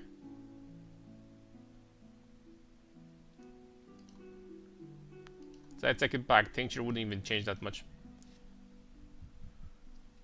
Brutus is usually 1 chaos on day 2. Oh, even day 1. But yeah. Brutus is super cheap. This is gonna be my league starter, by the way. This is like 20 chaos budget. This 5 to 10 divine, this is what I want my character to look at the end of day 1. We're gonna do like a 24-hour stream or something like this. I want to have this character. 7 million Shaper DPS. And these defensive numbers. That's what I want day 1. That's, admittedly, that is with flasks. So without flasks, it's going to be 5.5 million. But still. That's what I want my character to look like.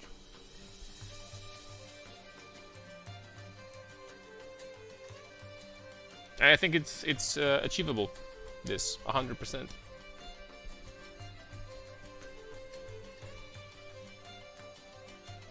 So let's keep on pushing this boy, shall we?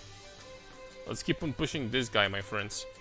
99% sure that Chieftain is going to be better overall. Late game because of this simply. Unless you would want to do the Sublime version, but Sublime version is another +2 mirrors. And this build right now is like not even worth that much, I'll be honest. It's not even that crazy. It's Simplex and it's corrupted replica Alberons, and that's pretty much the expensive part. And this helical, and that's it. These are the expensive items for Genesis.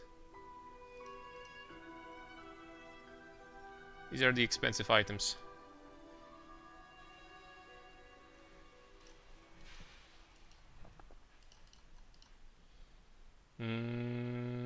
So I have 96 crit right now. Still not crit capped. On the main hand, the offhand, bro, there's gotta be something better than Soul Taker in here. I just cannot figure anything out. What if we had like a good corruption? Is there like a really good corruption or axis? And also enhancement. Attack speed would be better here for sure. There we go.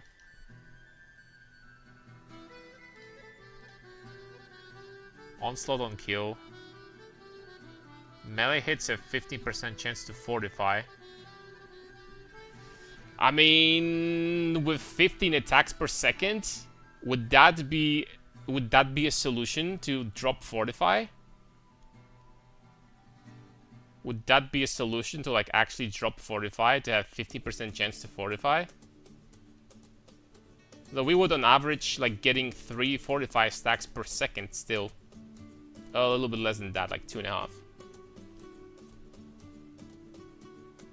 Allow me to disagree. Some strats in PoE2 are infinitely better if you have 150 plus rarity. Delhi Abyss in particular, tested myself this league.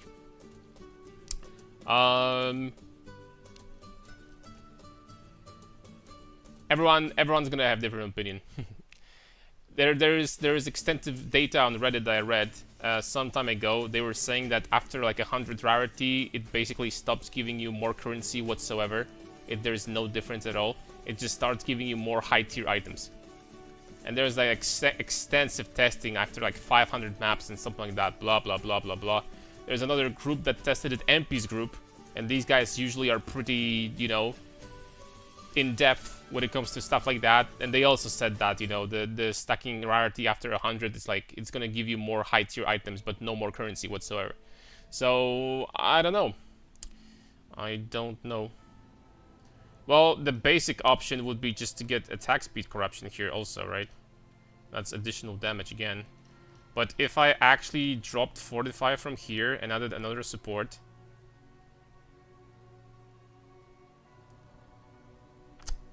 I mean, damn it, dude. We could do close combat. Close combat is freaking insane. Close combat is freaking insane, dude. 1.6 billion. Oh, damn it, man.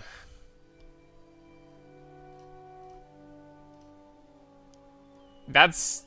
I wouldn't feel freaking confident doing that, though. I mean, on paper, like, good freaking luck getting... Nah, let's just do Fortify here, just like that. Good luck getting Fortify and attack speed corruption at the same time. It's just ever happening. It's just not gonna happen. Unless there's some new good corruptions that I don't know about. Right? I'm waiting to get +1 fire resistance somewhere. Also.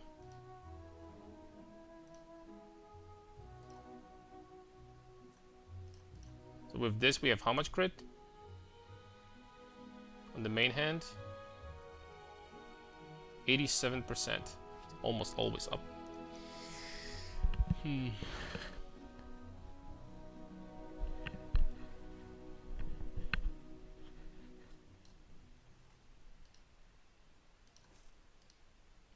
Bro, two passive points for life are giving us 700 life. That's how much freaking flat life we have. Oh, that's hilarious. Double crit multi, fire resistance, strength. I mean, that's... Oh, it's gonna be so beautiful too. Oh my lord. Like next league, getting Jules is going to be so crazy easy. Because you can change any attribute to strength. Oh my, that's gonna be so good. That's gonna be beautiful. Oh, oops. Okay, let's do node power.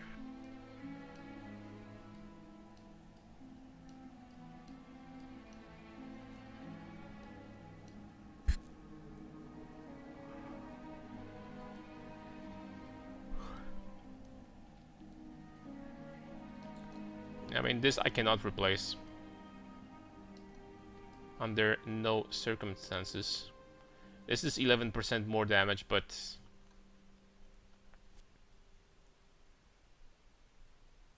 This is 10% more damage.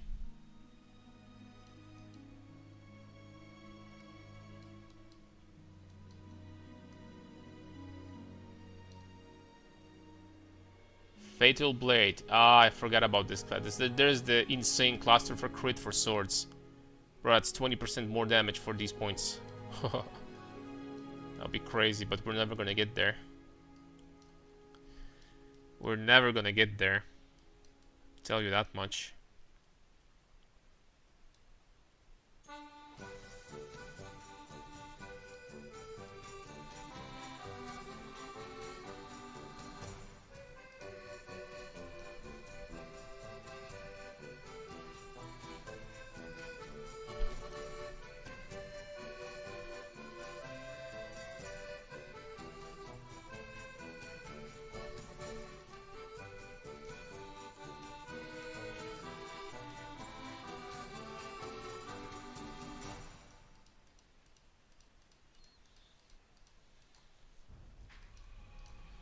What about uniques?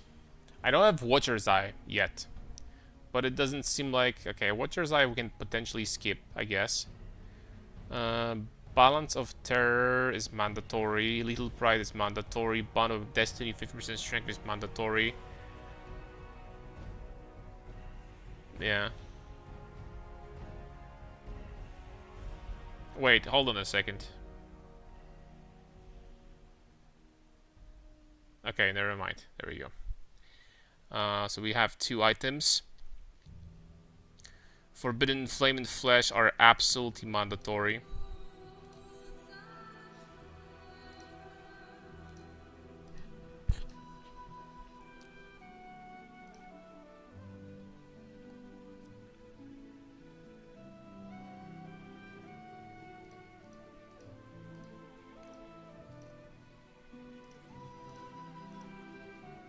Attackiness jumps up like really high. This is without the guard skill, right? On paper we could like still use a guard skill or something here. Paper we could.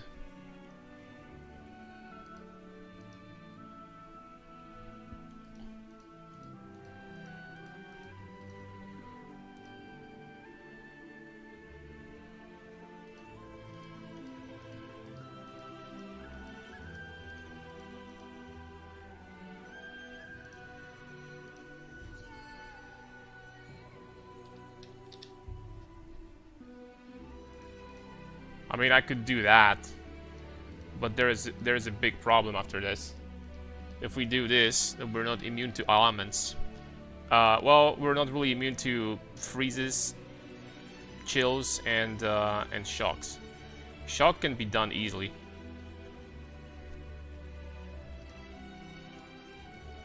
Freeze and chill.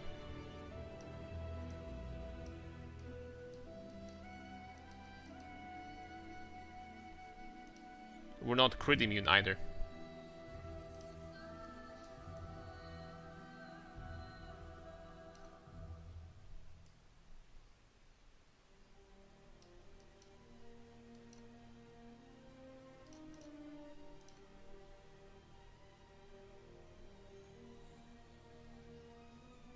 Not crit immune either. I mean, are we guys doing an experiment of going through the potential options of what you can replace Iron Fortress with? Or, well, not really replace, that's a wrong word to use. What unique modifier we could get into Iron Fortress from the Legion mechanic? We know that Chaos gives you plus 250 flat life, which is not great for us, admittedly. It's not great for us, that would be like not even 1,000 life. But, oh crap. Dude, what if I used Oscarm here? What if I used Oscarm? Like, I could drop all these freaking crit chance nodes. So we have 40,000 accuracy. Okay, 31 now. A little bit less. But Oscarm would give us like 300 something % crit chance. Also an option. Not right now, not on this setup, because the setup already has 87%, but...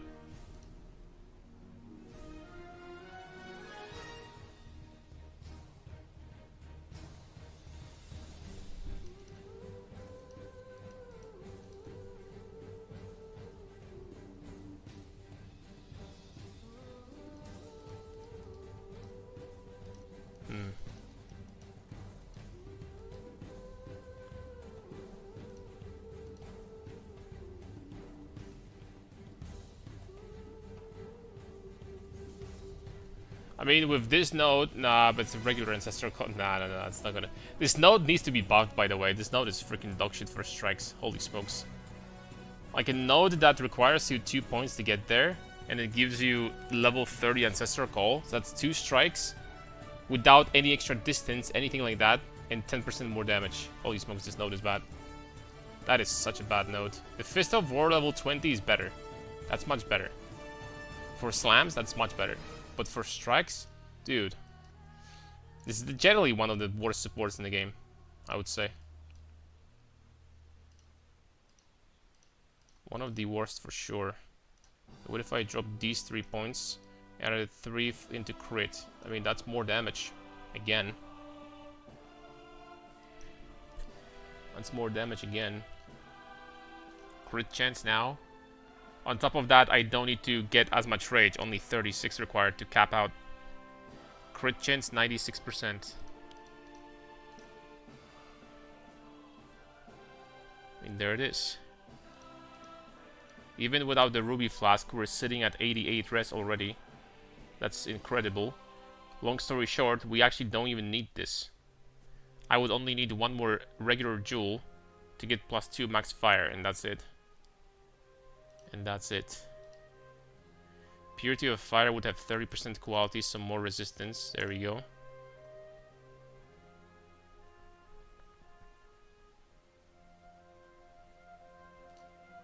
Level 21 also.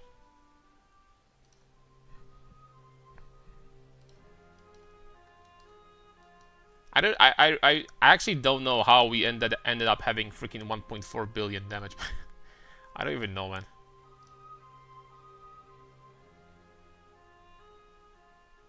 Oh, this one pointer is a permanent frenzy charge generation, like 100% uptime on frenzy charges. That's kind of cool. That's kind of cool. We could use that.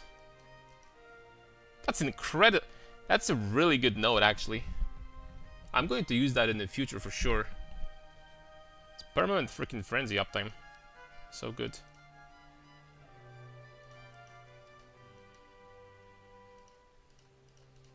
Nah, this cluster is freaking insane. On top of that, we're gaining additional strength from all these nodes. Okay, but here's the thing, guys. I'm really curious if PoB is doing it properly. You need to help me out on this.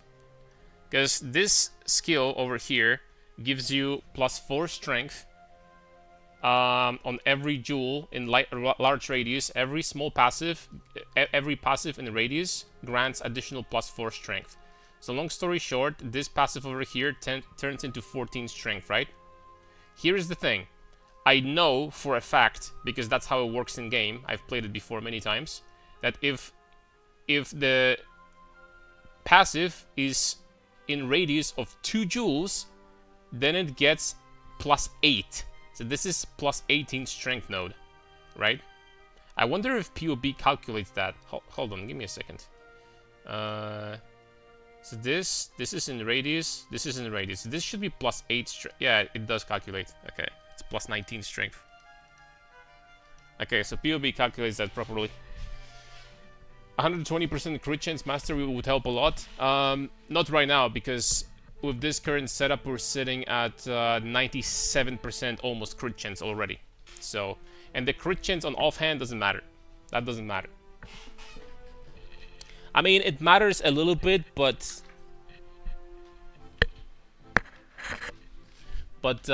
not much. Because this weapon hits 4 times. My main weapon hits 4 times harder anyway. Because you get it's Paradoxica, so you do double damage, and then from the skill itself, 80% more damage with main hand weapon. So that's like, yeah. That's like whatever. Right? Bro, I just realized something. Imagine if Crown of Ice, this increases the reductions to spell damage. Imagine if this mod you can transfer at full power next patch with Legion unique thing. Oh my lord. Around 2 billion damage, boys. I promise. Like, actually, like, we will get to 2 bill. I'm not kidding. We would get to 2 bill with this.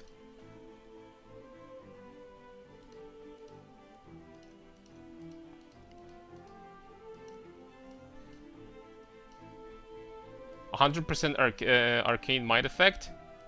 I would still considering even if this was 100, I would still considering doing that, because on this build, that wouldn't be that much damage lost. Okay, so this is right now we're sitting at 3100 damage, right? So with 100, that would be how much is that? 80 times 0.66. So we lose like 620% damage. So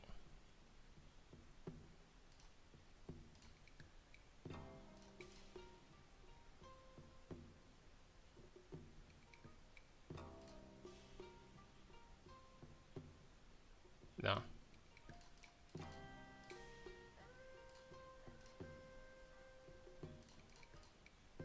Okay, that's 23% damage loss. Something like this. 22, 23, 24. Something like that. But you get literally a unique helmet for that. That would have to be better. There's no way that wouldn't be better overall. Like, even if it was 100% arcane might effect, you lose 20% damage, but you gain a unique helmet. That's freaking insane. Let me take a look at unique helmets.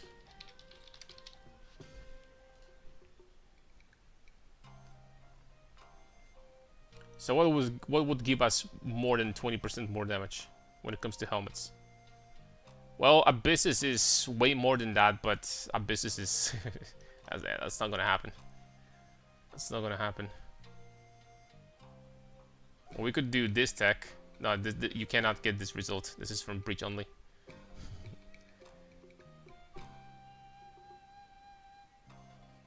Alpha Soul? Obscurantis, but no.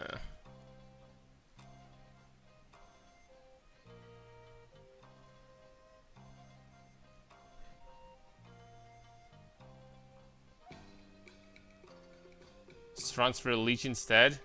Be freaking pit. Nah, they're not gonna do it like. They're not gonna do it like that. Come on, man. We already saw in the teaser the Sky Fourth, the 25% chance to gain a power charge on crit got transferred at full power. It literally transferred 25%. So that's a good sign because this is a very powerful mod and it got converted at 100% efficiency, right? The Cloak of Flame got converted at 20% efficiency. At 50% because it's 20%. And 20% is already freaking insane, by the way. It's already very strong. But like, having 20% conversion, even on Iron Fortress or something like that, would be freaking crazy. That would be incredibly good. With 90 Fire Res, that would be great. Absolutely incredible.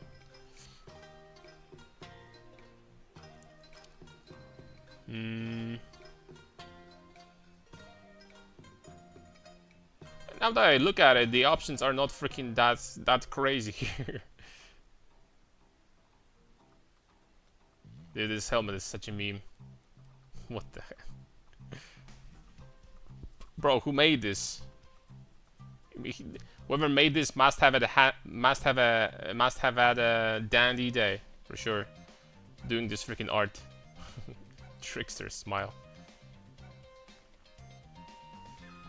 I mean, Black Sun's Crest is an obvious choice, right? With this. Crest of Desire. Nah. Crest of Desire?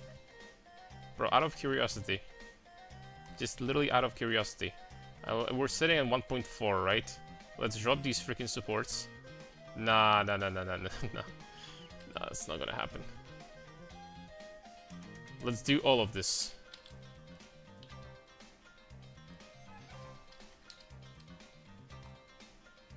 I mean, I can't do this one, right? Let's do double depth. Let's just do it this way. So level 29 instead. Additional 50 quality.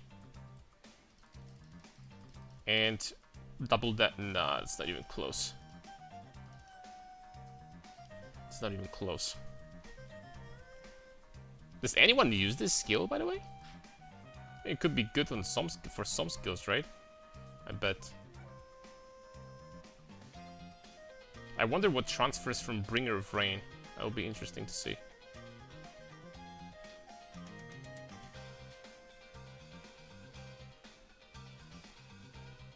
Abyssal Jewel here, probably. That wouldn't be bad either.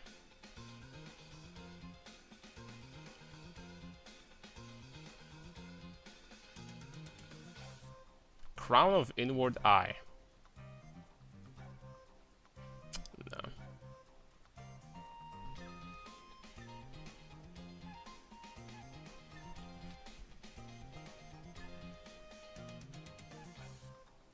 Bombers.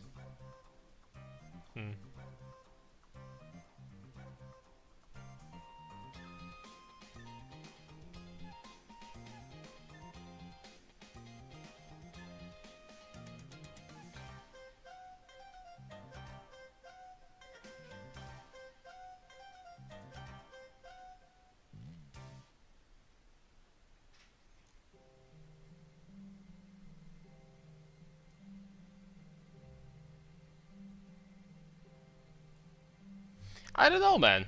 The best version, honestly, would be to just get Crown of Ice with percent strength from Black Sun's Crest. Which I think is going to be 100%, 100% a thing. For sure, that's going to be a thing. There's no way that you're just going to convert +1 to skills from Black Sun's Crest. There's no way. No freaking way, dude. Mind of the Council, I mean, if you can convert this, that would be potentially freaking insane, by the way. Because you could do a mana stacking...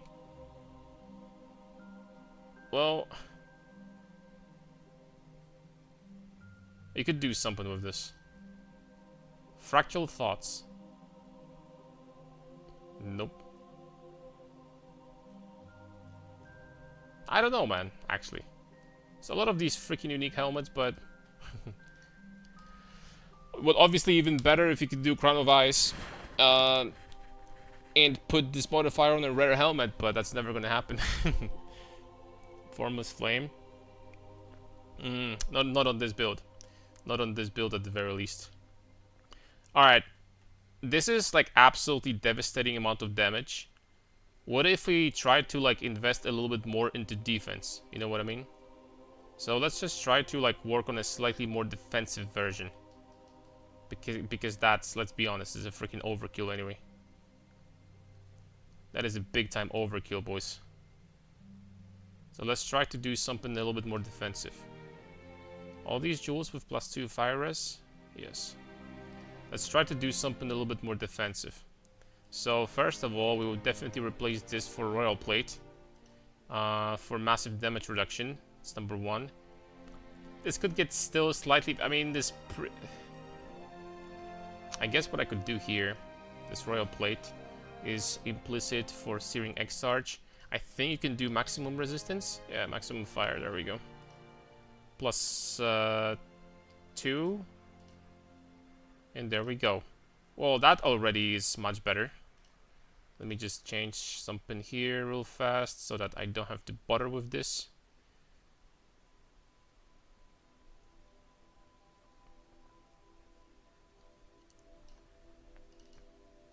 So I don't have to bother with this crap. Ugh. This pub... Okay, there we go.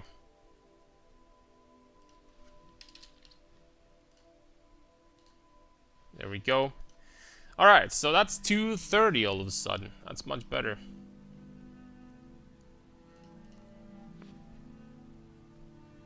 That's 230 all of a sudden without any guard skills.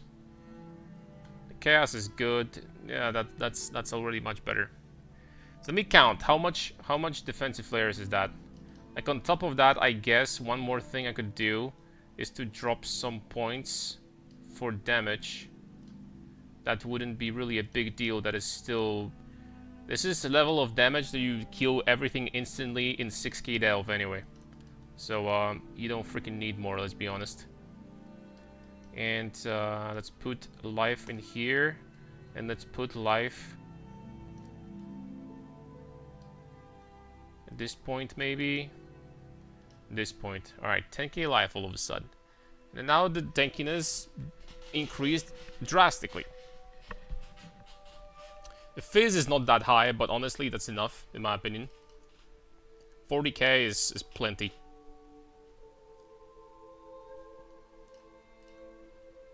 $40k is plenty.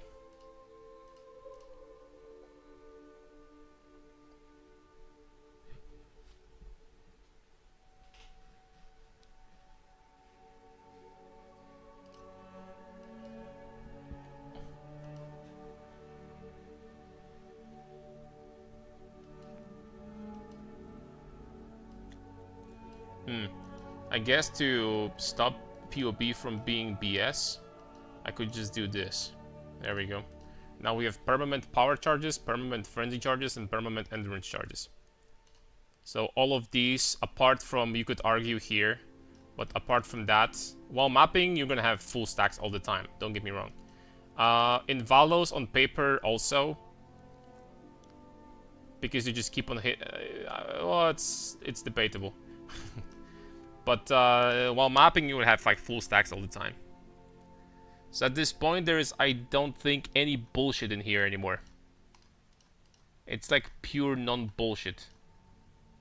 Apart from the fact that these you wouldn't have like up all the time permanently. But there's still one flask in here. There's still one flask in here.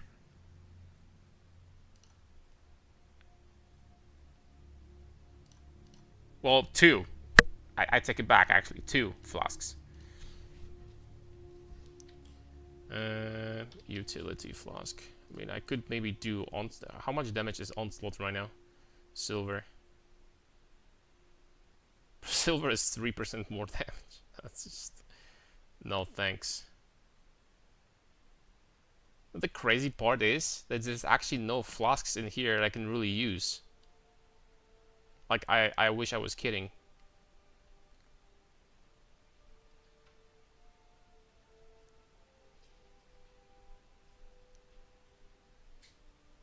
Like granite? Sure. I don't know, you know what, you know what? Like, do basalt with armor during effect. That's 10 seconds. Very long. You could do reduced charges used. So you can use it twice for 20 seconds. That's freaking plenty. With this damage, that's plenty and a half. And then after that, you could do this master over here. And boom, all of a sudden 23,000 armor. That's much better. Right? 39% on the reserved mana. Yeah, I didn't think about what to do with mana yet. Tincture for extra padding. The thing is that I tested tinctures just a little bit ago. There's actually not a single tincture here that is like really good. You know what people do? I know. People do, and they pad their POBs this way really freaking hard. They do tincture for rage generation, I think. Rage on hit. And that's how they generate rage, right? So on paper, I could drop these 5 points. I could drop all of them. And just do the tincture. And that's it. Maybe put this 1 point over here, and that's it, right? If I really wanted to pad this POB up a little bit, I could do that. I mean, nobody's gonna say that I'm not gonna have, bro. Like I have freaking 40% mana unreserved. So nobody's gonna tell me that I can't do that on paper. Nobody's gonna tell me that.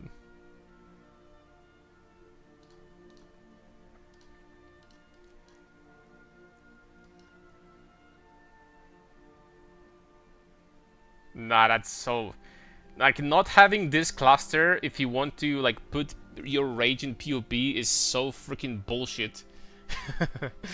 Like, that's actually bullshit. Okay, hold on, let's save this. Save this one, damage project / tank. Tank version. Another PoB, there we go. Out of curiosity. Oh, nope. Out of curiosity, we were talking about Connor's POV before.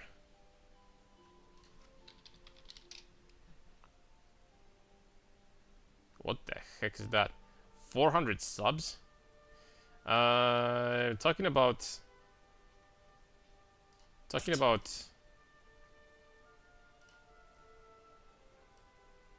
his POV before.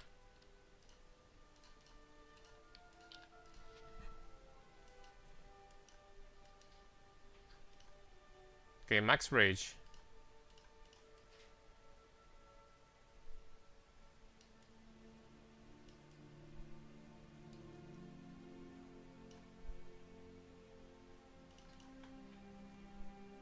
Where does he get rage from?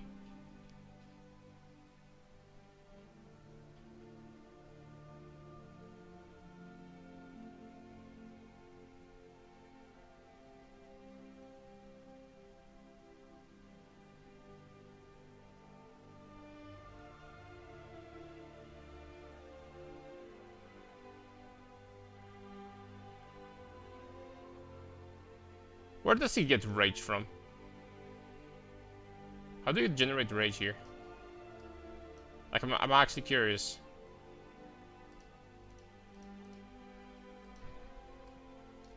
Soul Taker, the best options for this Lightning Warp Axe would be Crazier. Lightning Warp Axe. Hold up a second. Give me a try. Lightning Warp Axe. What, Moonbender?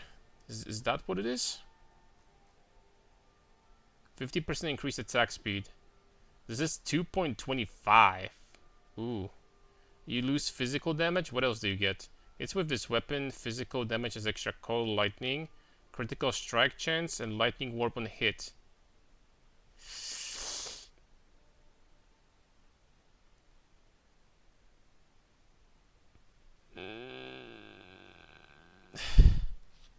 How would it feel to freaking teleport all the time? Can you disable that somehow? I mean, I kinda would give it a try, dude.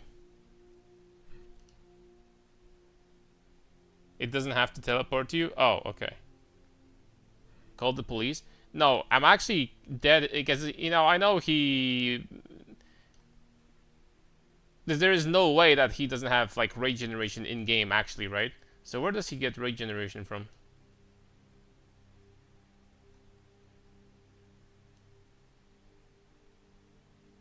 Because he has none. Literally zero.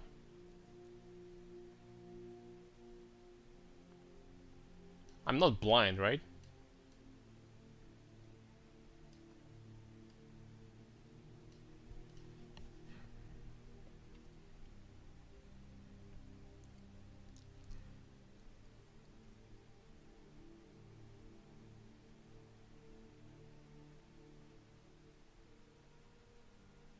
I don't know.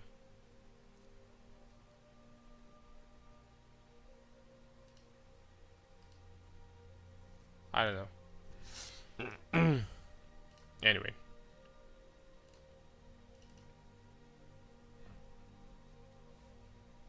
If you're less than that available, you won't warp. If you increase the cost high enough, it never activates. I guess we could do that very, very easily. Because there is something we have to do with this mana reservation. We have 49% mana to spare. That is, I could very easily get some mana reservation somewhere and literally fit in a 50% aura. But the problem is that there is not much really we can freaking do here. Like, what I'm gonna do, haste is 4% more damage. We're doing pure chaos damage, so none of the elemental aura is gonna do anything. Do you think the new Crystal Fall exceptional support has some potential? I think it'll be way better for slams. It has 1 second cooldown. So, I was thinking about doing the coursing currents that gives you big shocks. Not gonna lie, I already changed it in the PoB that I used it in.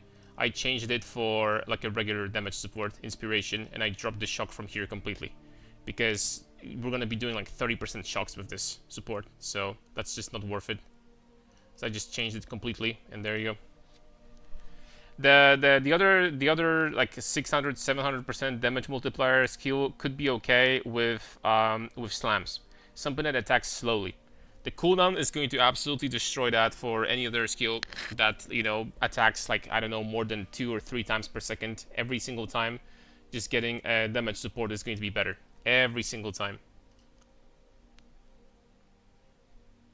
We don't even know how bad or good AoE. Well, I take it back. I think. Hold up a second. Let me check.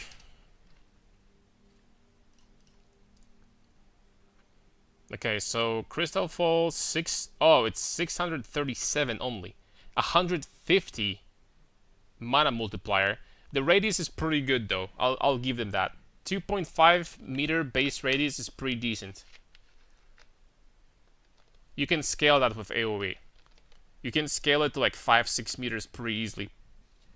Maybe 7. That's actually a lot of AoE.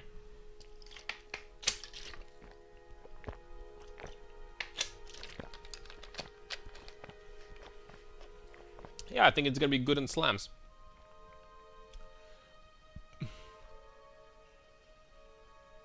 I think it should be decent on slams. Something that attacks slowly. And that's it. And the cursing currents.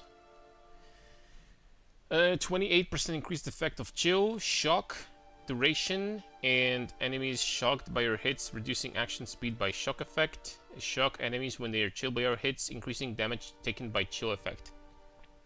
You know, this support can still be insane if the way this works is that the maximum chill effect is 30%, the maximum shock effect is 50%, and it's going to shock when you chill at max effectiveness. It's also going to apply the max effectiveness of shock. If it's going to just turn from 30% to 30% shock, then it's not worth it. On most builds, it would still not be worth it.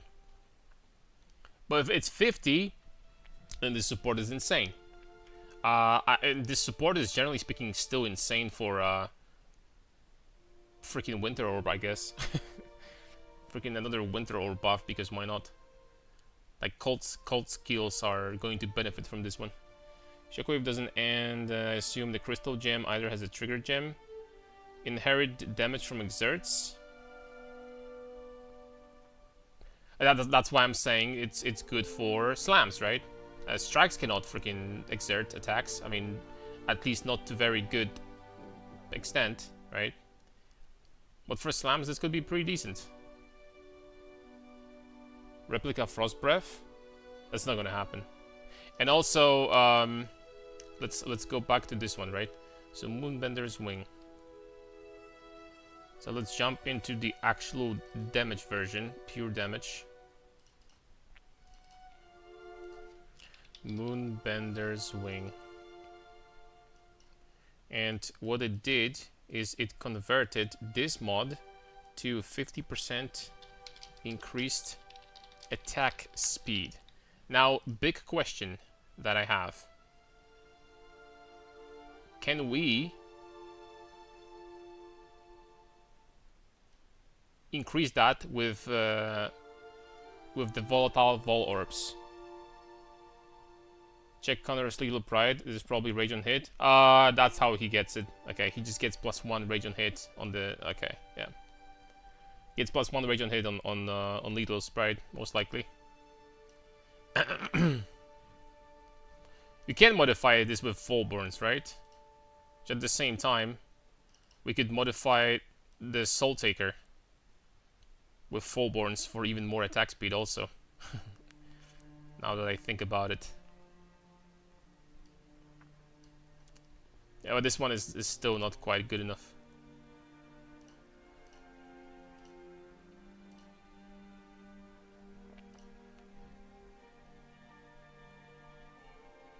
The replica Frost Breath. Obviously we will be attacking at the speed of Mayonnaise. But is this would this actually work with... No, it's not gonna work. Attacks with this weapon deal double damage to chilled enemies. So even if the enemy would be chilled, that doesn't almost do anything. Nope. Nopers. Still nope. You know what? Like, do you want me to like go like pure like PoB shit, like freaking PoB warrior, like, you know, tech? Because we can improve this number by quite a lot if you guys want, if you want me to. I can keep on going. We're nowhere near freaking done.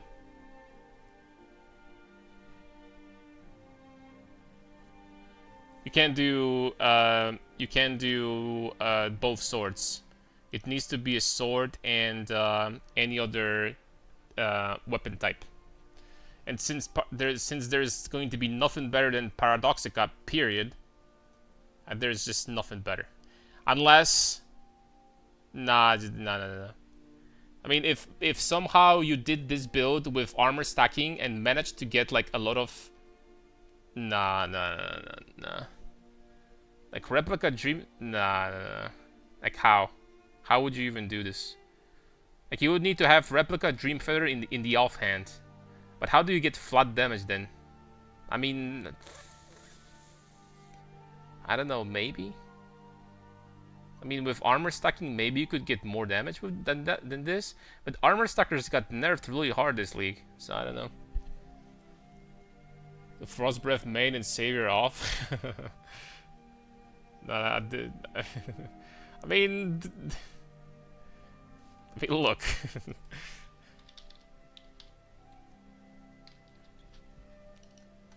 out of curiosity, I mean, it's just not gonna happen. Frost Breath, savior. The savior would be double damage on both. Savior is just like double damage, right? Basically, how this works.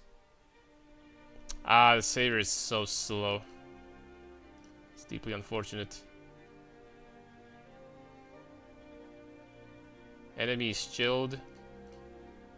And close combat gone. That's some negative damage. Nope. Paradoxica is just too broken.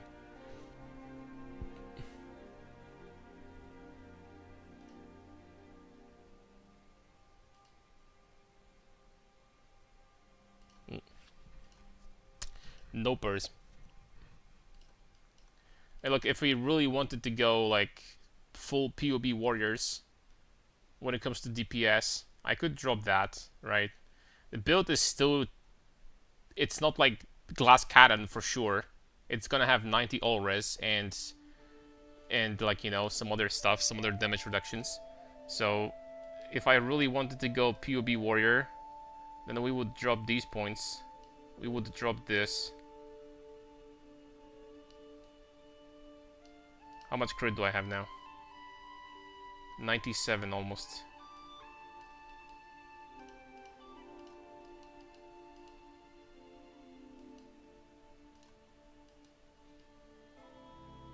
Four left.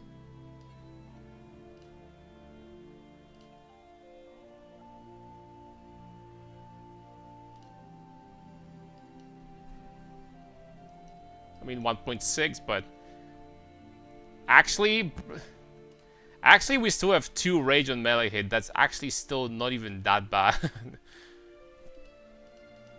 1.6, there you go.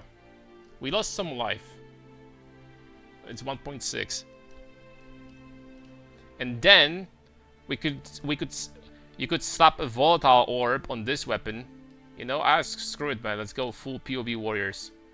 We're talking mirrors now, but I don't care. A volatile orb on this thing. That's gonna take a second.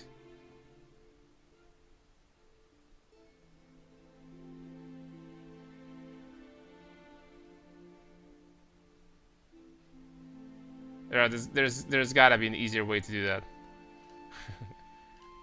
Let's try to find one on trade and copy. I think that's gonna be easier. Paradoxica.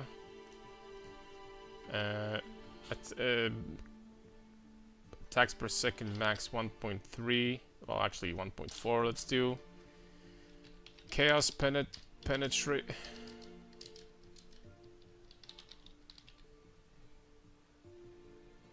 I don't have trade extension right now. That kind of sucks. Critical strike chance.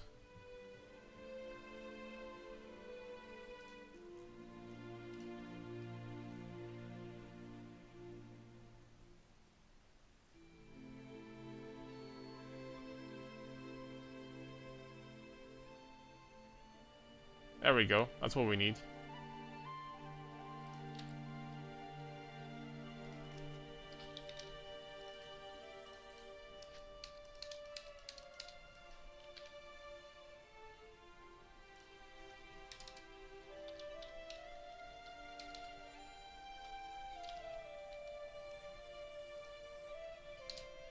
There we go.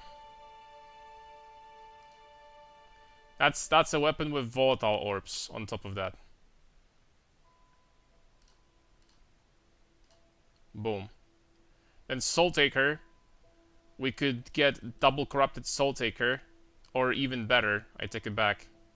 We could do a volatile orb here and get this attack speed to like, I don't know, 40% or no, I mean, no, I guess it's fine. Double corruption here, I guess. Easy peasy.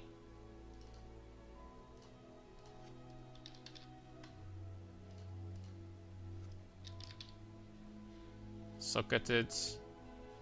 Well, actually none of these will give me anything. So, I'm not gonna lie, the second corruption wouldn't be that great here. I mean, we could get something much better than that, though. Oh, but do flexi mode? Yeah.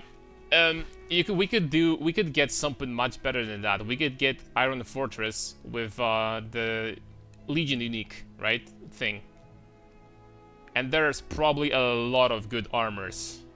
A lot of good stats you can get there. So that would be a huge boost, most likely. These Leviathan gauntlets add implicit strength. 4% here. It's 1% more damage. There we go. 1.7. This is fine. Well, this is best. This is best in slot. Not this one.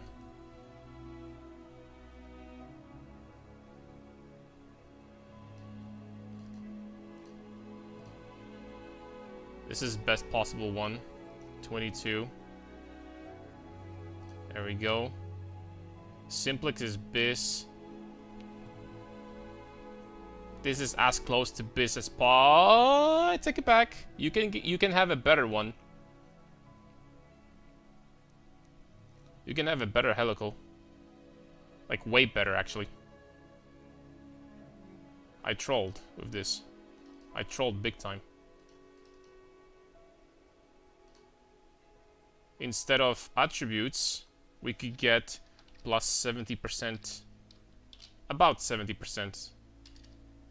Okay, they nerfed it, let's say 65. 68% to global critical strike multiplier. That would be Bis.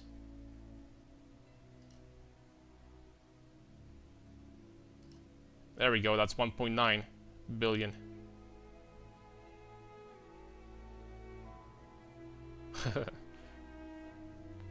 Well, if you really wanted to go far, we could corrupt that for percent strength or better yet double corrupt, but I mean... This belt is kind of like... There is no other stats that are useful on a build like this though, that's it. I know that this doesn't look like a belt on a 2000 divine build, but there's nothing else. Like, what am I gonna put in there? What do you want me to put in these prefixes? Okay, we could do 30% chaos there. Okay, we could do that. We could do increased life, and we could do percent chaos damage. Okay, we could do that, that's fine. Flask effect? The flask effect is good too. Flask effect is good too, I guess. Okay, there we go. Even our life went up a little bit. Like, this is like... And this is with 2 flasks still up, right? But like... 4 mod belt is funny though. Yo, can you do volatile orbs on rare items? So we could get like, I don't know, 70% strength here? I don't think you can, right? This is only on uniques. I don't think you can.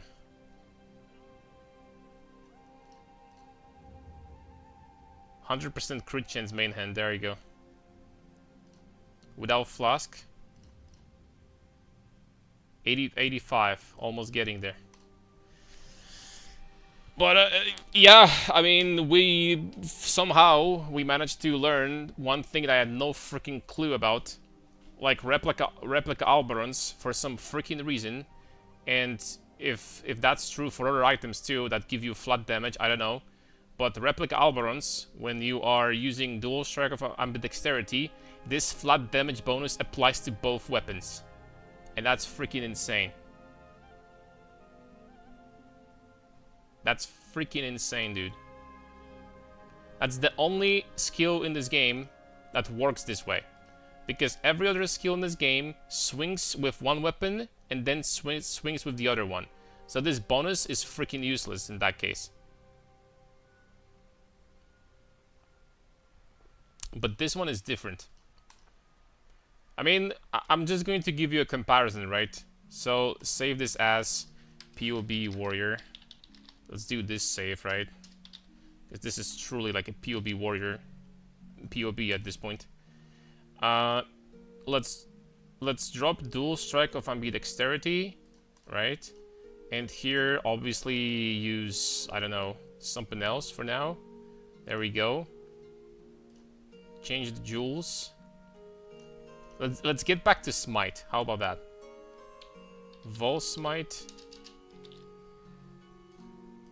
20, 30. Let's go back to smite.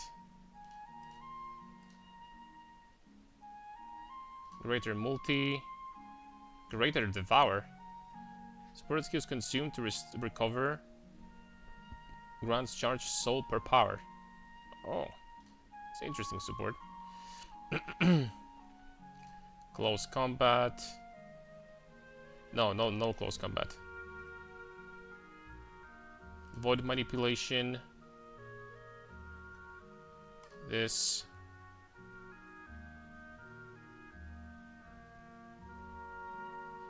And that. And this does, bro. Like, look at this. Like, Vol Smite in comparison. Okay, fine. There's one thing I'm missing still.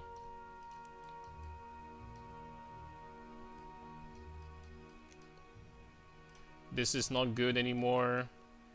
Most of these are not good anymore. So I could, like, reshape this build a little bit to... But, like, Smite with the same investment would have 1 billion damage. And this other bullshit gets 2.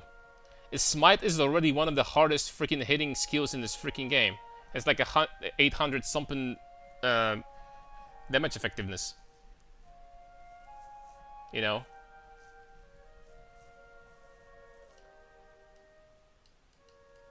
This already hits hard.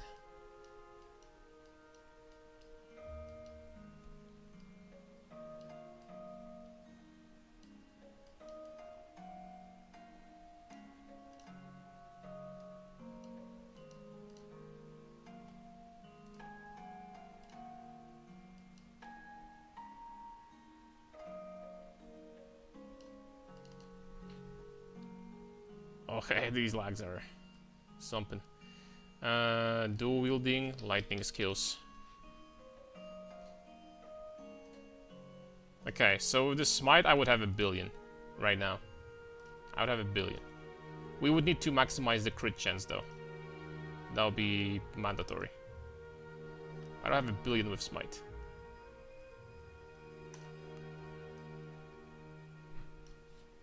I was so surprised they nerfed most other stackers and left the most OP one without any nerf. It's just strength stackers. When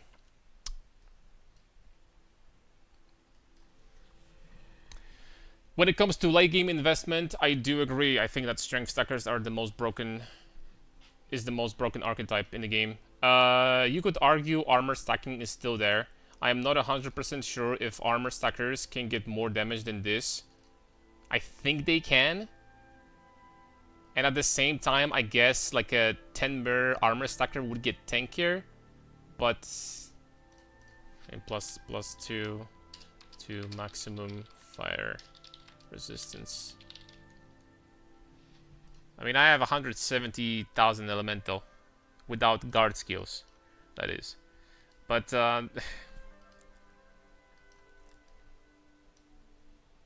No, armor stacker is definitely tankier.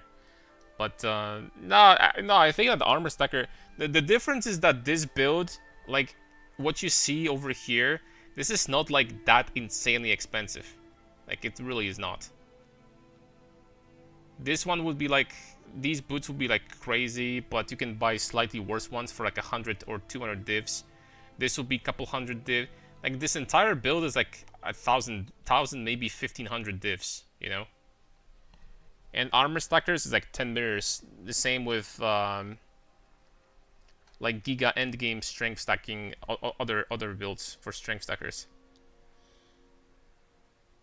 Because like Crown of Ice obviously is million times cheaper in comparison to like 6 mod perfect elevated strength stacking helmet. So this is like not even comparable, right? I'm not gonna lie, I might actually go for this, like as my endgame, but the tank version, as my endgame project. Like, the tank version is sitting at chilling at 870 with 250 LE max hit, 40,000 fizz without a guard skill. It's freaking piss chilling, bro. I might go with this.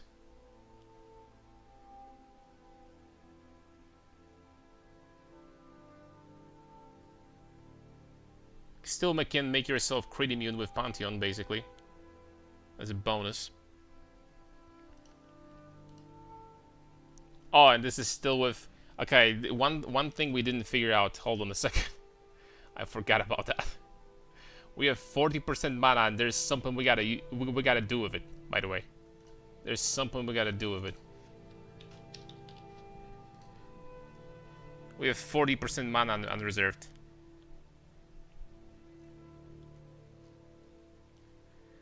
Okay, Grace, no. Haste, no. Hatred, no. Precision already is. Purity of Ice, no. Clarity, Discipline, Malevolence.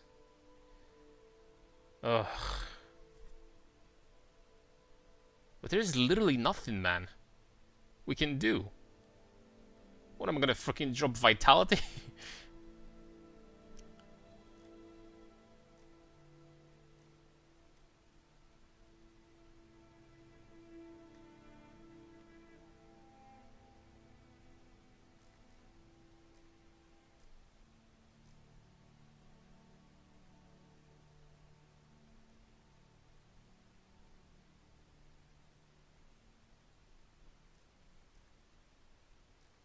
What am I going to do? What am I going to do with this mana? Just freaking slap Arctic armor?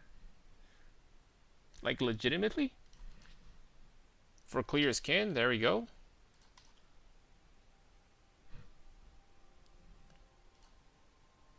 It's just Arctic armor, maybe, I don't know. That's more fizz, even more fire. Like, fire is getting pretty good at this point. The fire hit.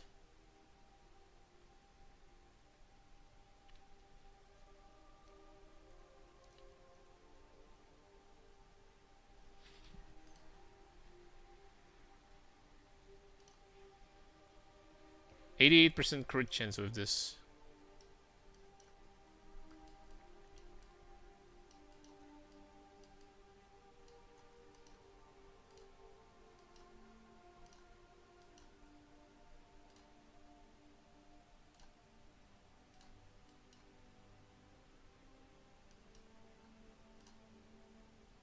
Okay, that's what I'm talking about.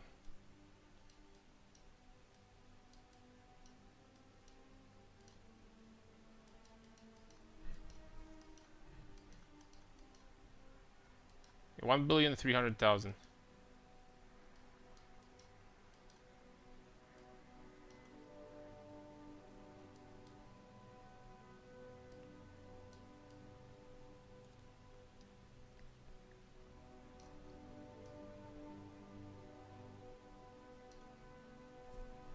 It's kind of a shame that there's no keystone in here.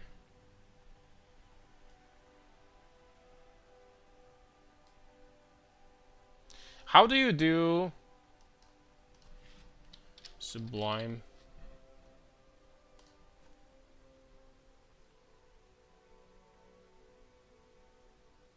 Okay, so all you gotta do to do Sublime tech is do Sublime plus Watcher's Eye plus Tempered by War, right? Viper Strike of Mamba works the same way as Ambidexterity with both weapons. I'm gonna Hey, hold on a second. Viper Strike of Mamba.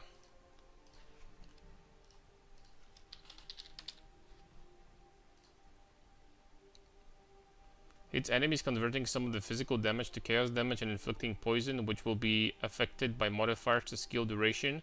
If dual wielding, deals the damage of both weapons in one strike. Claw, dagger, or sword. Hold up a second.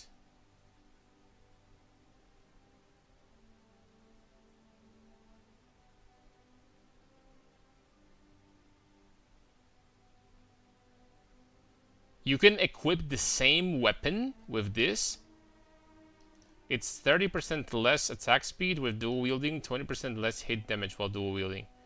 So basically, with these modifier, it's painful.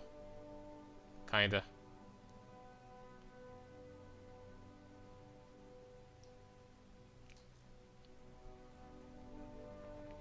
That's painful. It's not gonna be better, by the way. It's not gonna be better. This skill, sure, I can't use the Savior, but this skill gives you not less damage, but this gives you 80% more damage with main hand weapon. There's no way. Regular Viper Strike too, but it has the same penalties. Nope.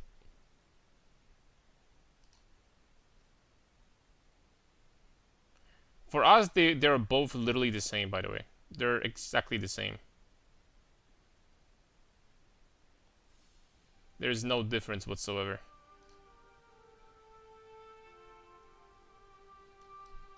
And it's not gonna be better. It's not gonna be better. The skill hits really freaking hard. I mean, I can just show you, right?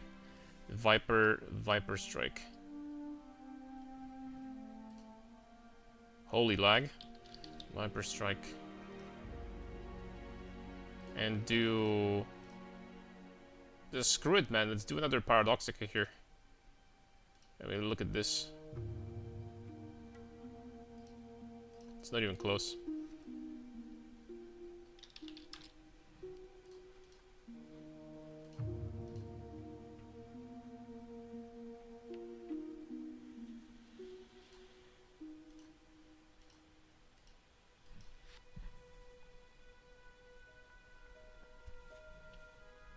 Instead, it uses Whispers of Infinity plus mana stacking.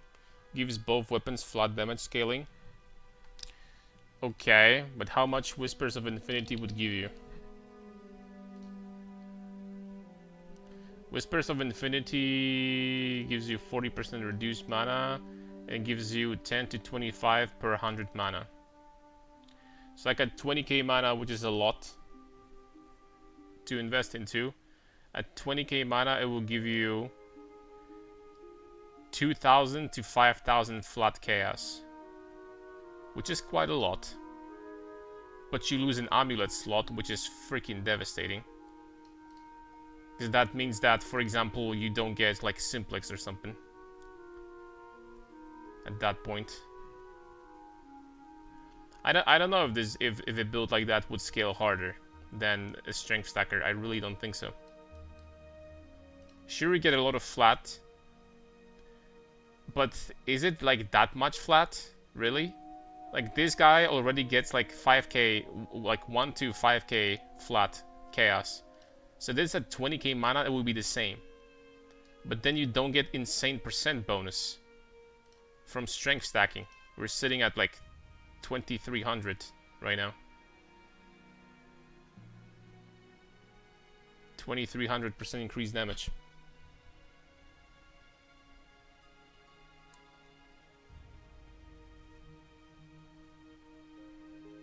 You don't have crit multi either on Mamba, not that high that is. Yeah.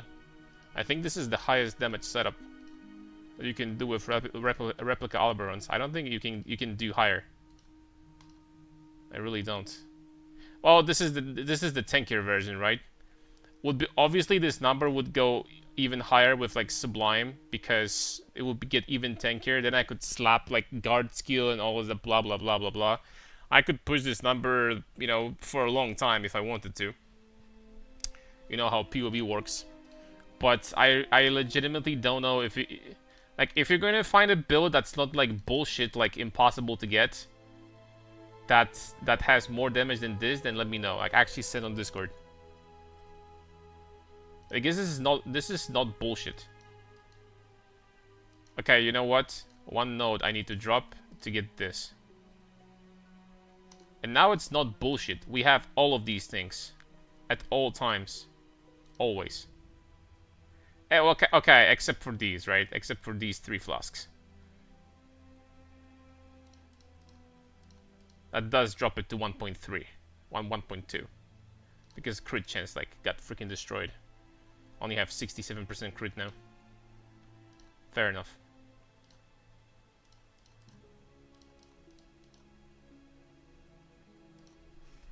But other than that, you're not gonna find me a strength stacker that does 2 billion. I'm freaking sorry. You're not gonna find anywhere.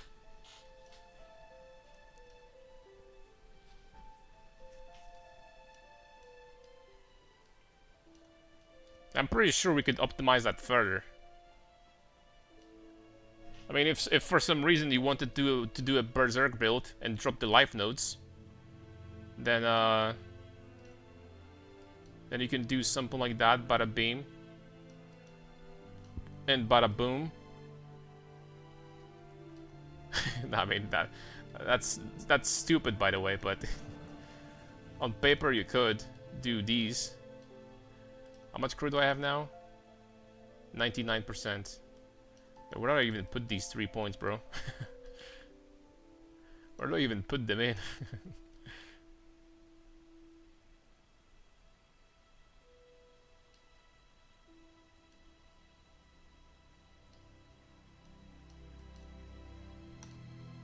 There we go. We have 2 billion. Do you have Leech? Yeah, from Crown of Ice. Leech and Mana Leech.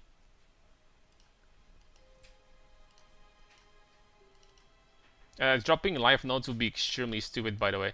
Like at this level of damage, I would definitely rather just drop freaking this, for example, and actually add more life. There you go, 3 points. These 3 points are 1100 life, and I would probably want to add more after that, like legitimately. Because like, what's the point? Like this is like you kill 6k, you kill every single monster in 6k health in a second. 1 second for 6k health for the tankiest monsters, because that's the freaking HP cap that they have. What's the point? You know what I mean? You could like start dropping damage at this point left and right, and it doesn't matter.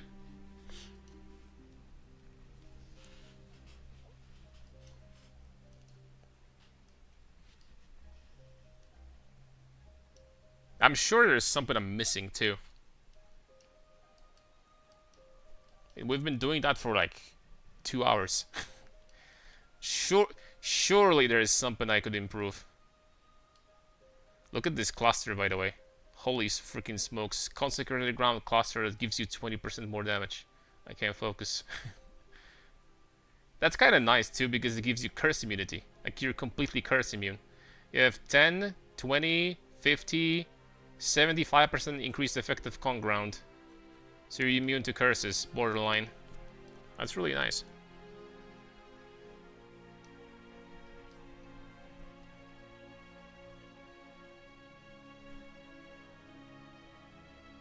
Now I just realized you're not on Jug but on Chieftain. Yeah, I think that Chieftain overall is a little bit better, but I would just go back to Jug again if I use the Sublime tech. Because obviously Sublime means that you don't need these two. But that's like additional 2 mirrors, right? And this build in total is like maybe 2 mirrors, so you would need to double the cost.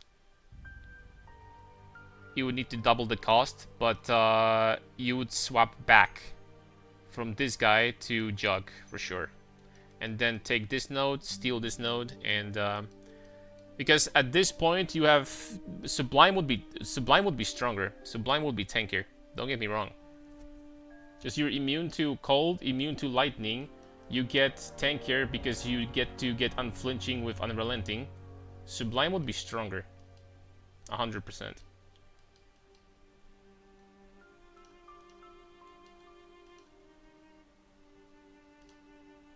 There we go, 10k life. Sublime is 2 mirrors alone? I mean, it's only Sublime. There is no other cost. I know. I don't think it's gonna be 2 mirrors, come on. I don't think it's gonna be that much. But yeah, it's Sublime, it's Watcher's Eye, and it's Tempered by War, and that's it. It always is. So there we go. So if you don't have Sublime, you don't want to spend like insane amount of currency, then you could totally just go Chieftain, and with Chieftain you're fine. If you do have Sublime, if it infinite currency, Juggernaut becomes better. That's literally how it works. Because you don't need these four. Because you with Sublime Vision you get these four basically by default. Sublime Vision tech means that you have these 4 points for free. Like literally. Which is kind of crazy when you think about it. And on top of that you're immune to cold and lightning penetration. And on top of that your Arctic armor becomes much stronger. There's a lot of benefits. There's actually a lot of benefits. Hold on, let me try to push the tank version really high when it comes to tankiness. I'm talking like really high, right? So let's see. So we have Purity of Fire right now as an only... Okay, so we need Sublime Vision. That's number 1. Right? We need Sublime Purity of Fire.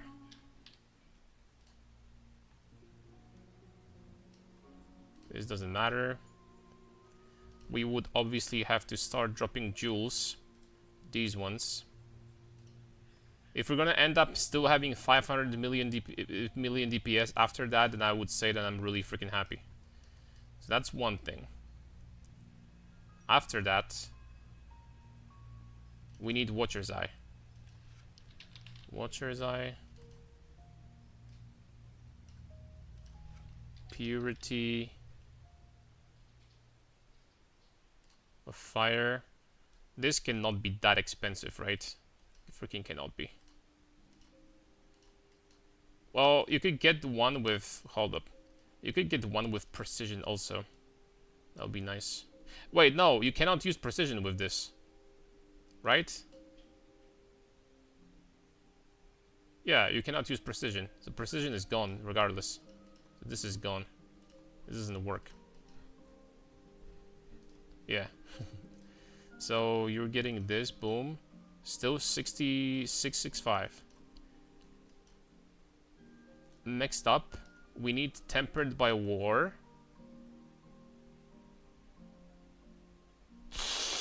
Aye, this is not in the range of any keystone, no. I mean, it's not the end of the world, but it kind of sucks. It's not in the range of any keystone, this one. Unless I'm blind. I'm not blind. It's not in the range of any keystone. Damn it. Okay, so we need to put a regular jewel in here. And we need to put a Lethal Pride here. Well, first of all, we need to do this Lethal Pride.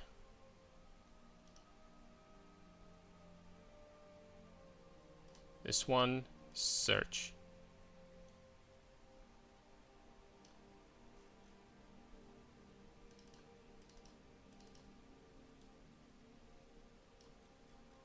I have an option with 3. I doubt it. Just do whatever. Just do whatever for now.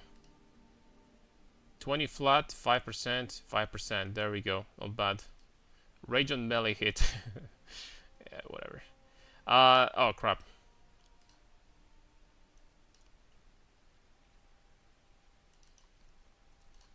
Tempered by War, safe. And there we go. We're taking pure fire damage now. Now, obviously, we don't need all of these freaking resistances. Changing to Juggernaut. Getting this, that, and probably Untiring. Maybe this. Probably would need to take Divine Shield also, because it would be a good defensive layer at this point. Purity of Fire. We need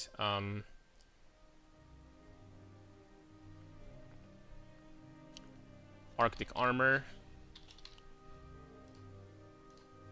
Quality does whatever. Level 21.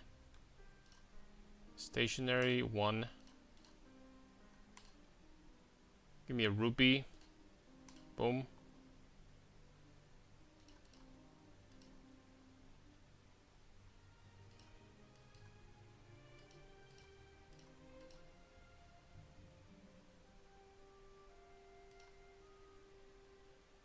Forbidden flame. Forbidden flesh. 3 points over the top, but that's like whatever.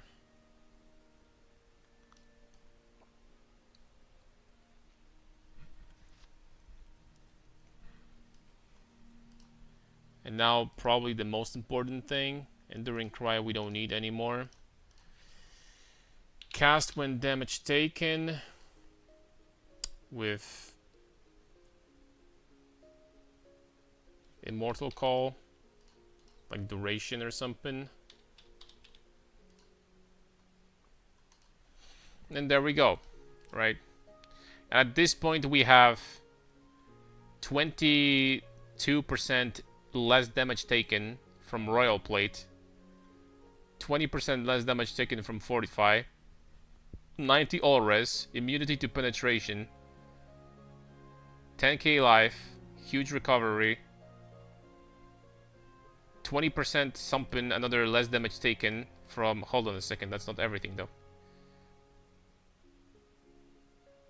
I think.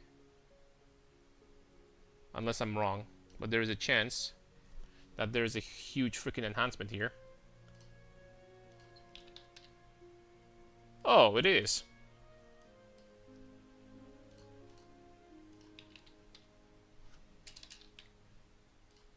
Well, that's freaking insane. There we go. So, 90 all res, immunity to penetration, Immortal Call, like very, very, very high uptime. 20, like 6% less damage taken from this, 20% less damage taken from this, 20% less damage taken from Fortify, endurance charges. Yeah, it's pretty freaking tanky. Another endurance charge here for clear skin we could also do. It's pretty tanky, bro.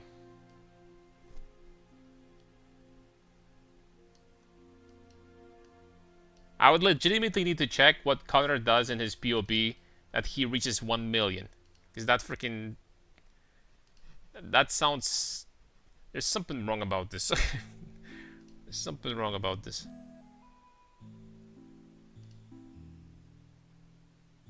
But at the same time, he uses Heavy Strike. No, like Heavy Strike doesn't give him tankiness. He doesn't give him tankiness, right? But at the same time, we have like 50% more damage with this similar setup. We are still insanely tanky. We have like 50% more damage than he does. So we have a lot of freaking damage. Yeah, EHP. No, our damage is way higher.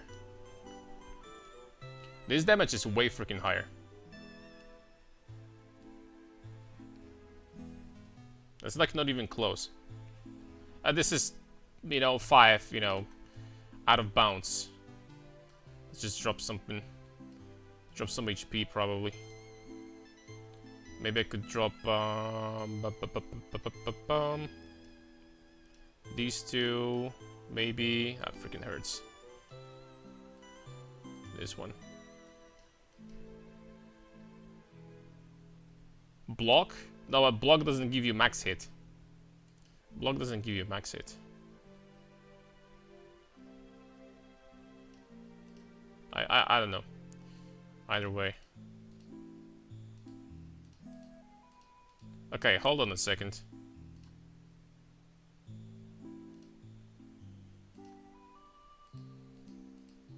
My Flesh and Stone doesn't work and I'm not sure why.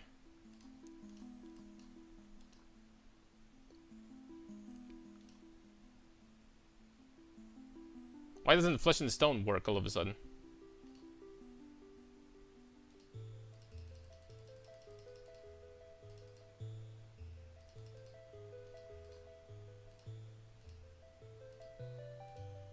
Huh? Split personality jewels don't fit in the build. It would require a different padding. It would require a different padding. And I don't know if I can afford a different padding simply because I need the crit nodes that I have. Because he gets, like, if you're doing like a two-handed staff version, you get like staff skills and staff clusters here and some other shit, and I do different stuff. So it's because it's aura, it's sublime, but these are not auras. These are not auras. Wait, Flesh and Stone is an aura? Arctic Armor isn't, bro. Okay, I take it back. But what, guys, the same problem. What do we do with 40% mana now? What do we do with this? There are some effects that are not considered auras. I know that for a fact. Like it's like a spell, not an aura, but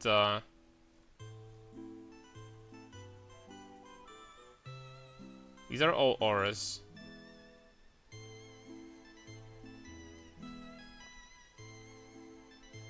Reservation. Reservation skills.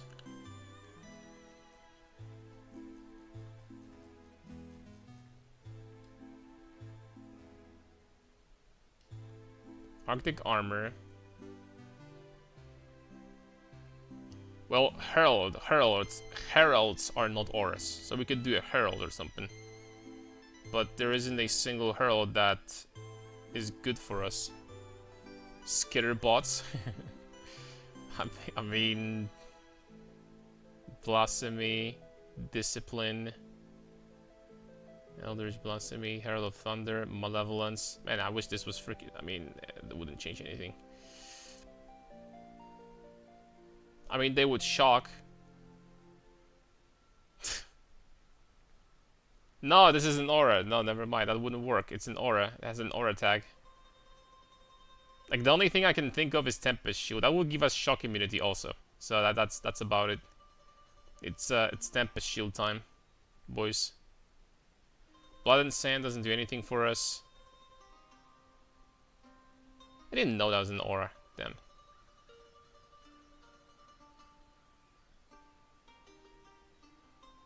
And Petrified Blood, obviously, but that's... no. No.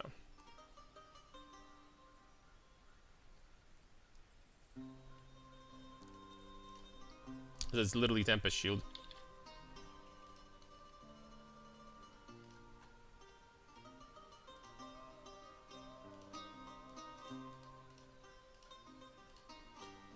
And I guess you could do, I don't know, Eclipse. Although I don't know for what reason.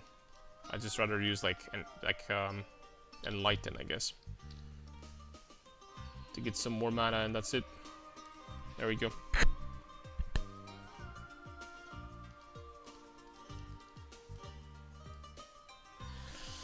I mean, there it is.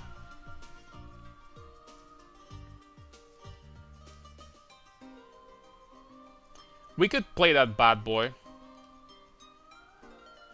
We could play this.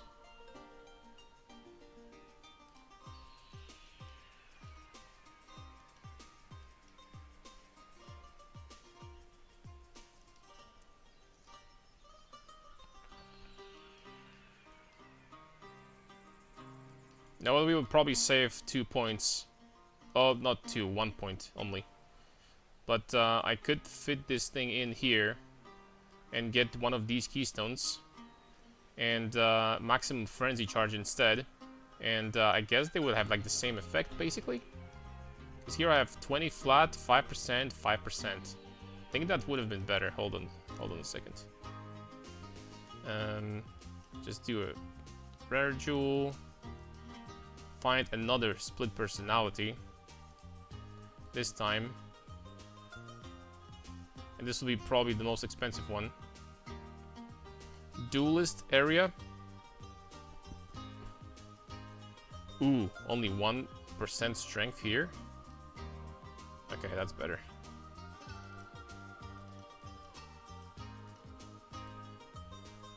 Hold on. I'm gonna take this. Search again.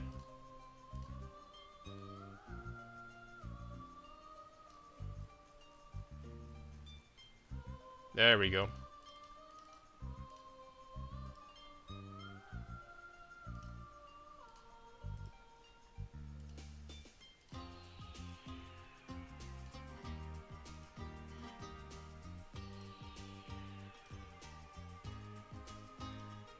Wait, all of them are freaking the same?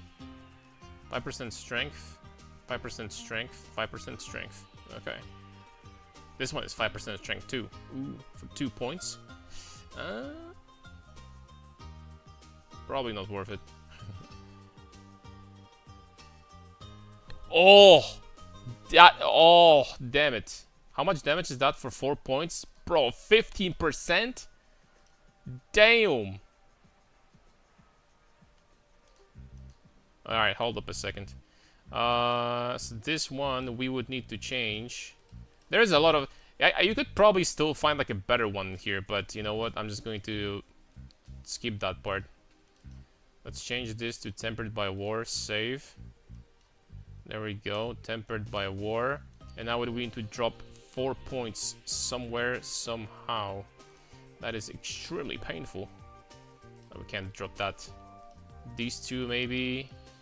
And drop freaking life again. We don't know what to drop. Just freaking drop life, buddy. Yeah, buddy. I wonder if getting 3 rage on melee hit is not freaking overkill. It probably is. It probably is, dude. There's a good possibility that this is exactly what. This one I can't drop. These two, I don't want to drop these 2 points, man. I really don't. I mean, if I wanted to drop all of these life nodes, but that is beyond freaking. I mean, 1, 2, 3, 4, 5. 1, 2, 3. So saving 2 passive points to lose 20% life. That's gotta be the worst freaking thing I've ever seen in my life. Okay, these 2 points. Whatever. I mean, there it is. That's still better than before, for sure. We gained a lot of damage for free, kinda. What is my crit chance? Or if I found a way to like get this crit chance back to 100%, then with these tank stats, we get 1 billion damage. Tempest even work, don't see spell block buff.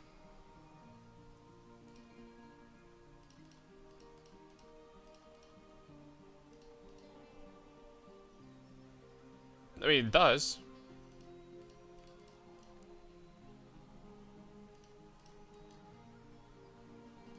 Not sure why I'm not getting any spell block though.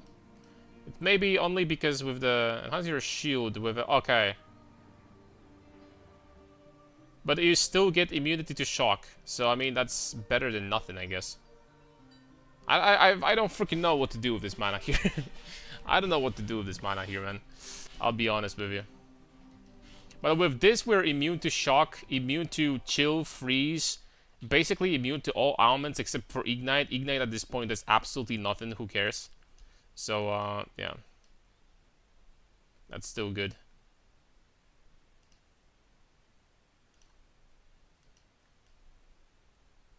And we did get 8 endurance charges. So we have maximum endurance charges for 40%. 40% damage reduction, PDR, and man, this is looking freaking good, man.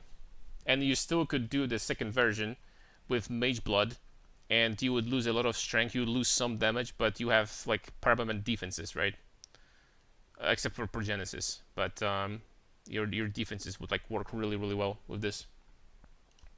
I like this. I'm gonna save that, bro.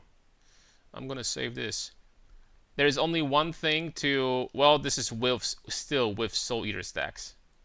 So the damage would go down. The damage would go down. But I don't even know if this is like the best weapon here. It's debatable. It's legitimately debatable.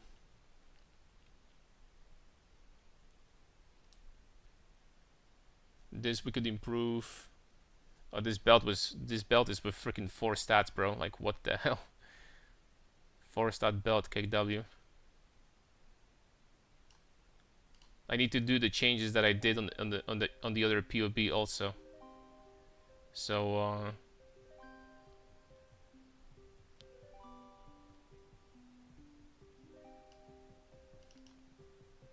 here, flask.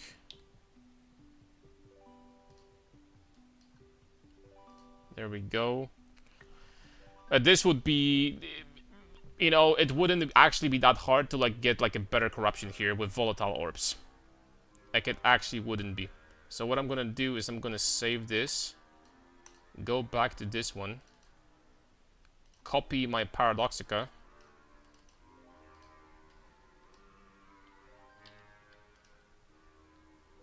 copy this bad boy. This is not an expensive item to spam volatile orbs on over and over and over again. It's not that expensive. Okay, there we go. Crit chance is 78%. It's better, but that's still so much damage lost.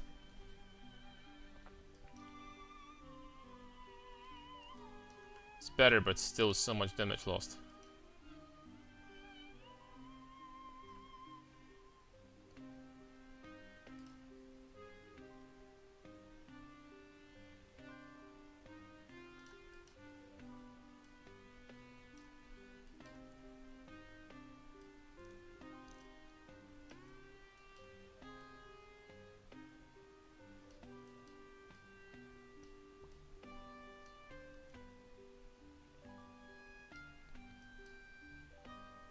What if we did PoB warrior stuff?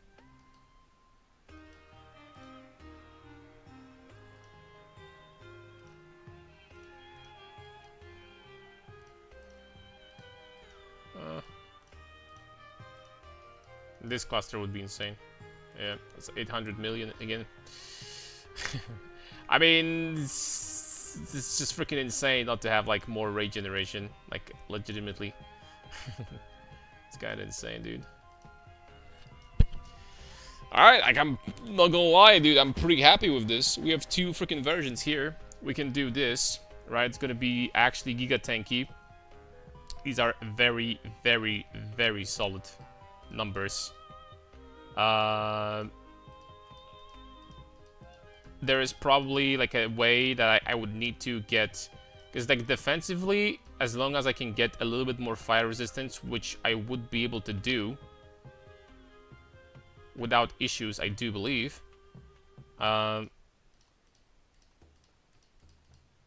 Dude, do I really need a Con Ground from Sublime? This jewel could get a little bit better because, by the way, also because, I mean, look at this cluster. This cluster is not real. Like this cluster is 15% more damage for some freaking reason. This cluster is not real. With Sublime, this is so strong, and on top of that, it gives you so much regen. Like it's crazy.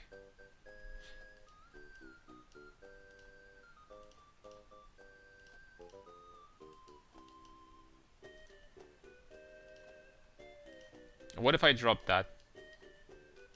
Are there different ways of getting permanent Con Ground around you? I don't think so, right? I would need to like literally rely on Bottled Faith, and that is not a good idea. That is not a good idea.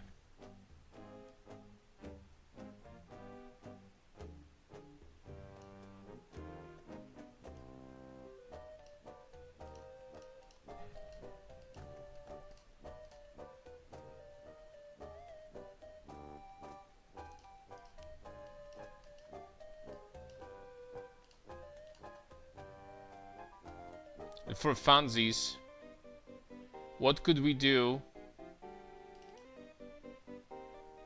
to boost this guy further. This is obviously like the squishier version. Still be enough like for like tier 17 mobs and stuff, and everything you touch would just freaking explode. But but what are we doing about this one? 2% more damage for this small node? That's freaking, there's no way.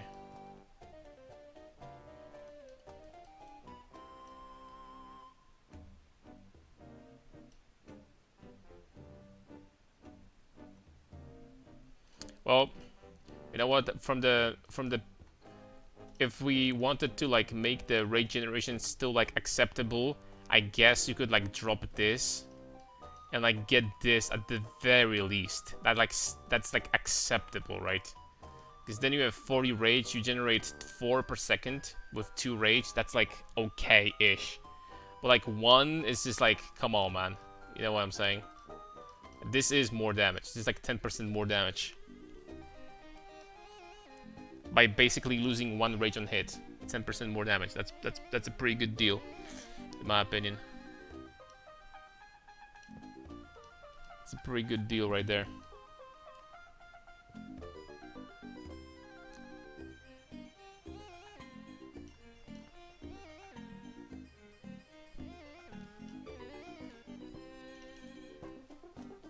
This damage version is so disgusting. As I mentioned before, the most disgusting part about this is that, bro, like, you can still get the Legion special modifier on the body armor on this Iron Fortress. So, like, I actually haven't knows like how much more damage that could be still. Like, unironically. Give me, hold on, unique body armors. Let me take a look. Pragmatism. To less hunger. So obviously we can't do that. Lesser brutal shrine from Blunderbore. I mean, that would be like 2k life unironically for us. Okay, not 2k. Like that would be 1k. That would be 1.2k life, just as a bonus. That's honestly really big. If this actually transfers to, like, you know, from this item, that's freaking huge. That's 1.2k life on Iron Fortress. On this build right here. That's big. Death Oath, Crazy and Carapace, Brasdome. I wonder what... Brasdome probably gets this. That would be a really good mod, honestly, to get from Brasdome. Like, crit immunity, straight up. I'd take that. 1000 maximum life on Cam's Heart. This is gonna be 250. Still not as good as 20% life, unironically. Perfidy, I don't know. Replica. I think that replica items will work. I'm not sure if they said that. This one, I don't know, cannot be ignited probably. Damage of enemies hitting you is unlucky when you're on full life. This is probably what you get here. That's honestly like really powerful mod for CI builds. You just get unlucky damage as a bonus if you have a unique chest piece. Why can't they release transferable mods before League start? I don't know, man. You know, this is not... The thing is that this build over here, this project, is not the only one. There is more. I honestly wanted to do, I don't know if a Juggernaut, but if the mod from, for example, Joffrey Sanctuary transfers, you know, the energy shield per strength, if that could transfer into something like Incandescent Heart or something like that, then you could Volatile Orb this and get like 30% DR against Elemental. Holy smokes, man. Like, strength stackers are going to be eating so good this league. That'll be disgusting.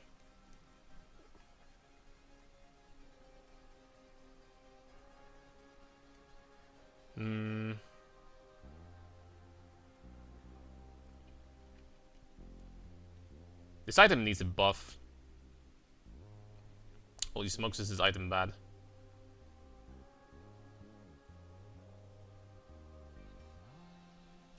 Hold up a second.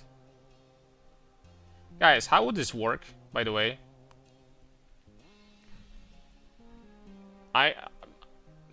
How would this work if you have the Sublime tech and you transfer all of your damage taken to fire, your cold, and lightning.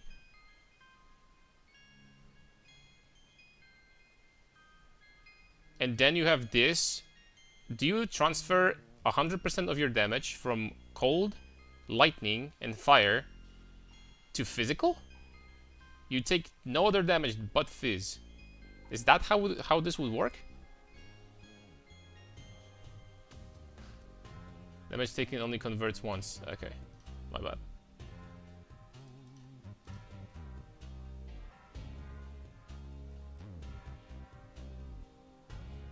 That is true. I'm freaking stupid. Besides, that wouldn't even be that good to begin with.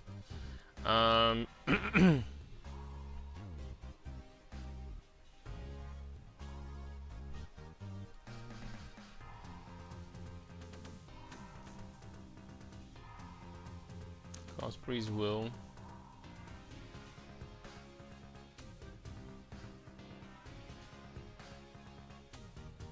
Here you have 20% fizz taken as fire, which is actually pretty big also. That's very nice to have.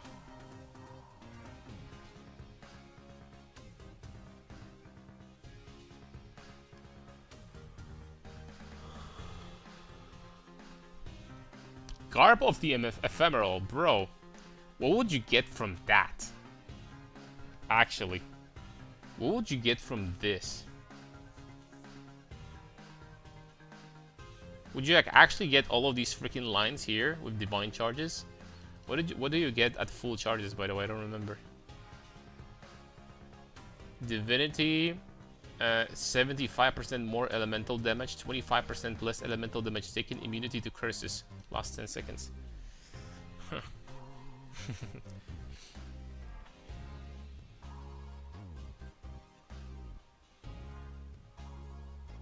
And this has such a bad uptime though. I played with this chest once.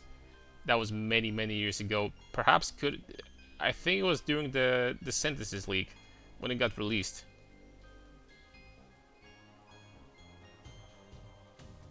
And the uptime on this is horrible. Vis Mortis Shavs, bro. Imagine if that actually exists. Chaos damage taken does not bypass energy shield, unlike any other unique armor. Bro, Shavs would go back to I remember like when I played in I don't know, in Shaper, when they released Shaper in 2.4 or like Legacy League 2.6.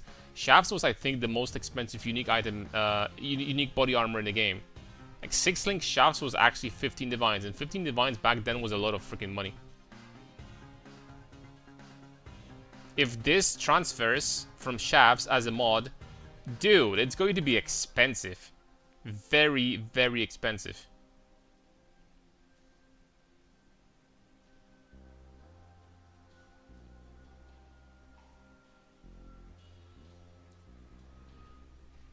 And I mean very expensive. Ivory Tower, imagine this with Ivory Tower. Ivory Tower does drop, it's a global drop.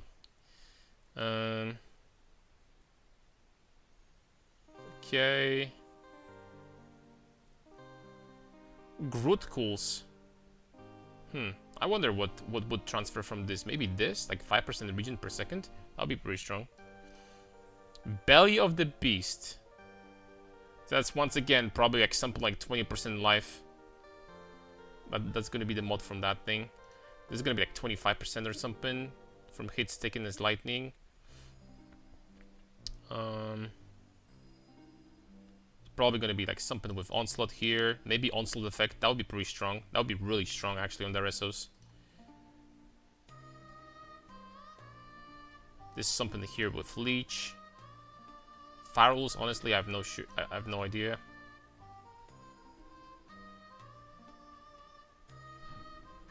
I mean, that would be one of the most expensive items in the game if you would gain a power charge for each enemy hit you hit with a critical strike. That would be one of the most expensive freaking items in the game. Like, if this would transfer to like a good body armor, right? Is what I mean.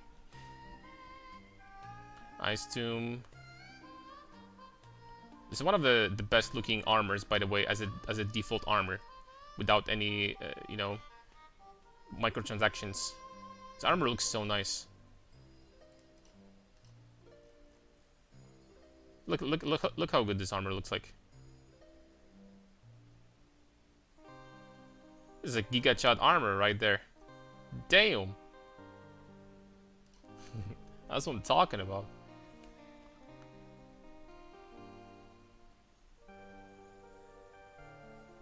Ambush charge. I'm not sure what was going to be transferred from this.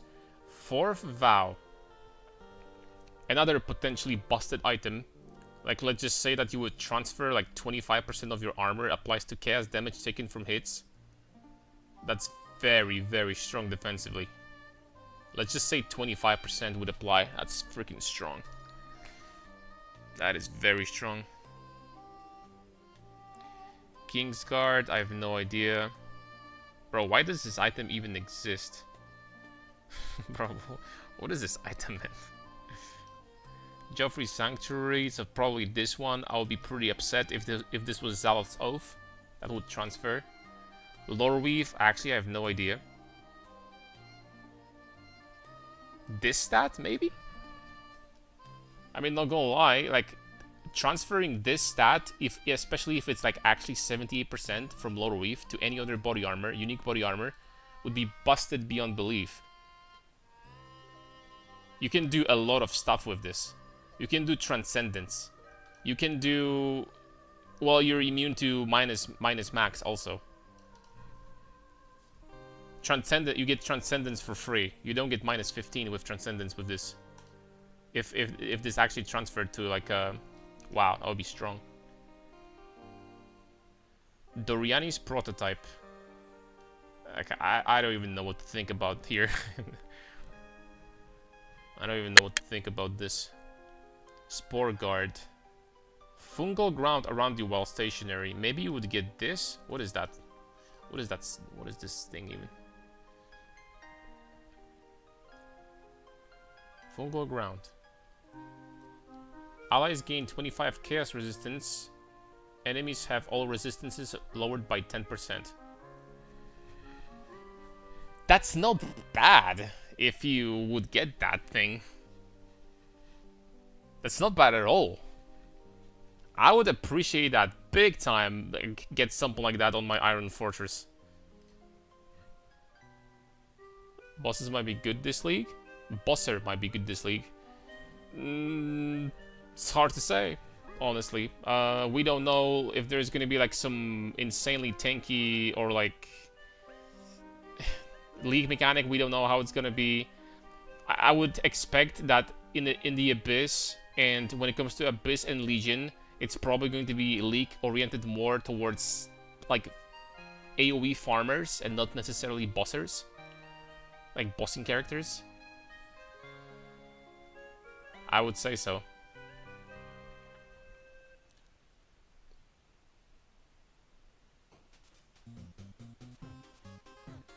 Incandescent Heart, like, this is crazy.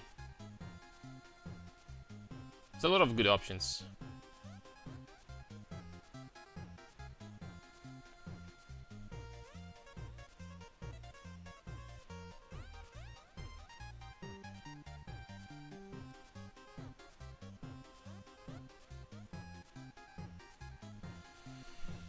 Alright.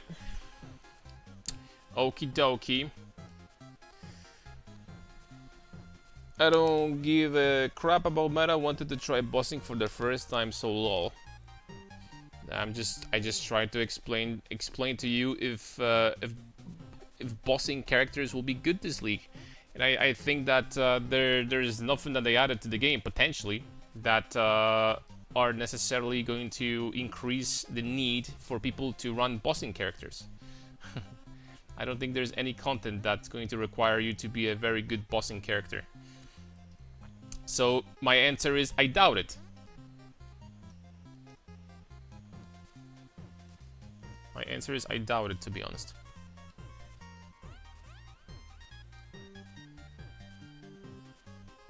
Oh, I freaking misunderstood. You said what bossing character might be good this league, and not if they're gonna be good.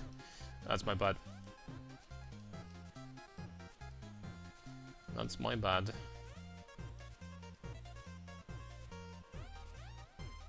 Alright, boys, I think I'm just going to call it a day here. I'm pretty satisfied that, you know, we managed to hit 2 billion, not 1. So, before the league start tomorrow, I might do another video. Just talking about these characters, basically, and how far you can push this archetype. I think I might briefly talk about this. And then, obviously, we're going to be doing a very long stream. Probably like 24 hours before the league start. So, yeah. We're going to be pushing the Brutus from the very modest, very humble origins of having 100,000 DPS after a campaign to hopefully something like this. And maybe even further beyond, depending on what the new stuff is going to be. Who knows, right? I don't even know. I need to check the mercenary modifiers because I don't even remember what they are. There's potentially something that I'm missing. So, yep. But that is going to be it for today. Thank you very much for watching. Tomorrow, I'm going to be online like probably 2 or 3 hours before the league start. So yeah, we're going to be there. Thanks a lot. God bless, my friend, and see you tomorrow. Bye-bye. Take care.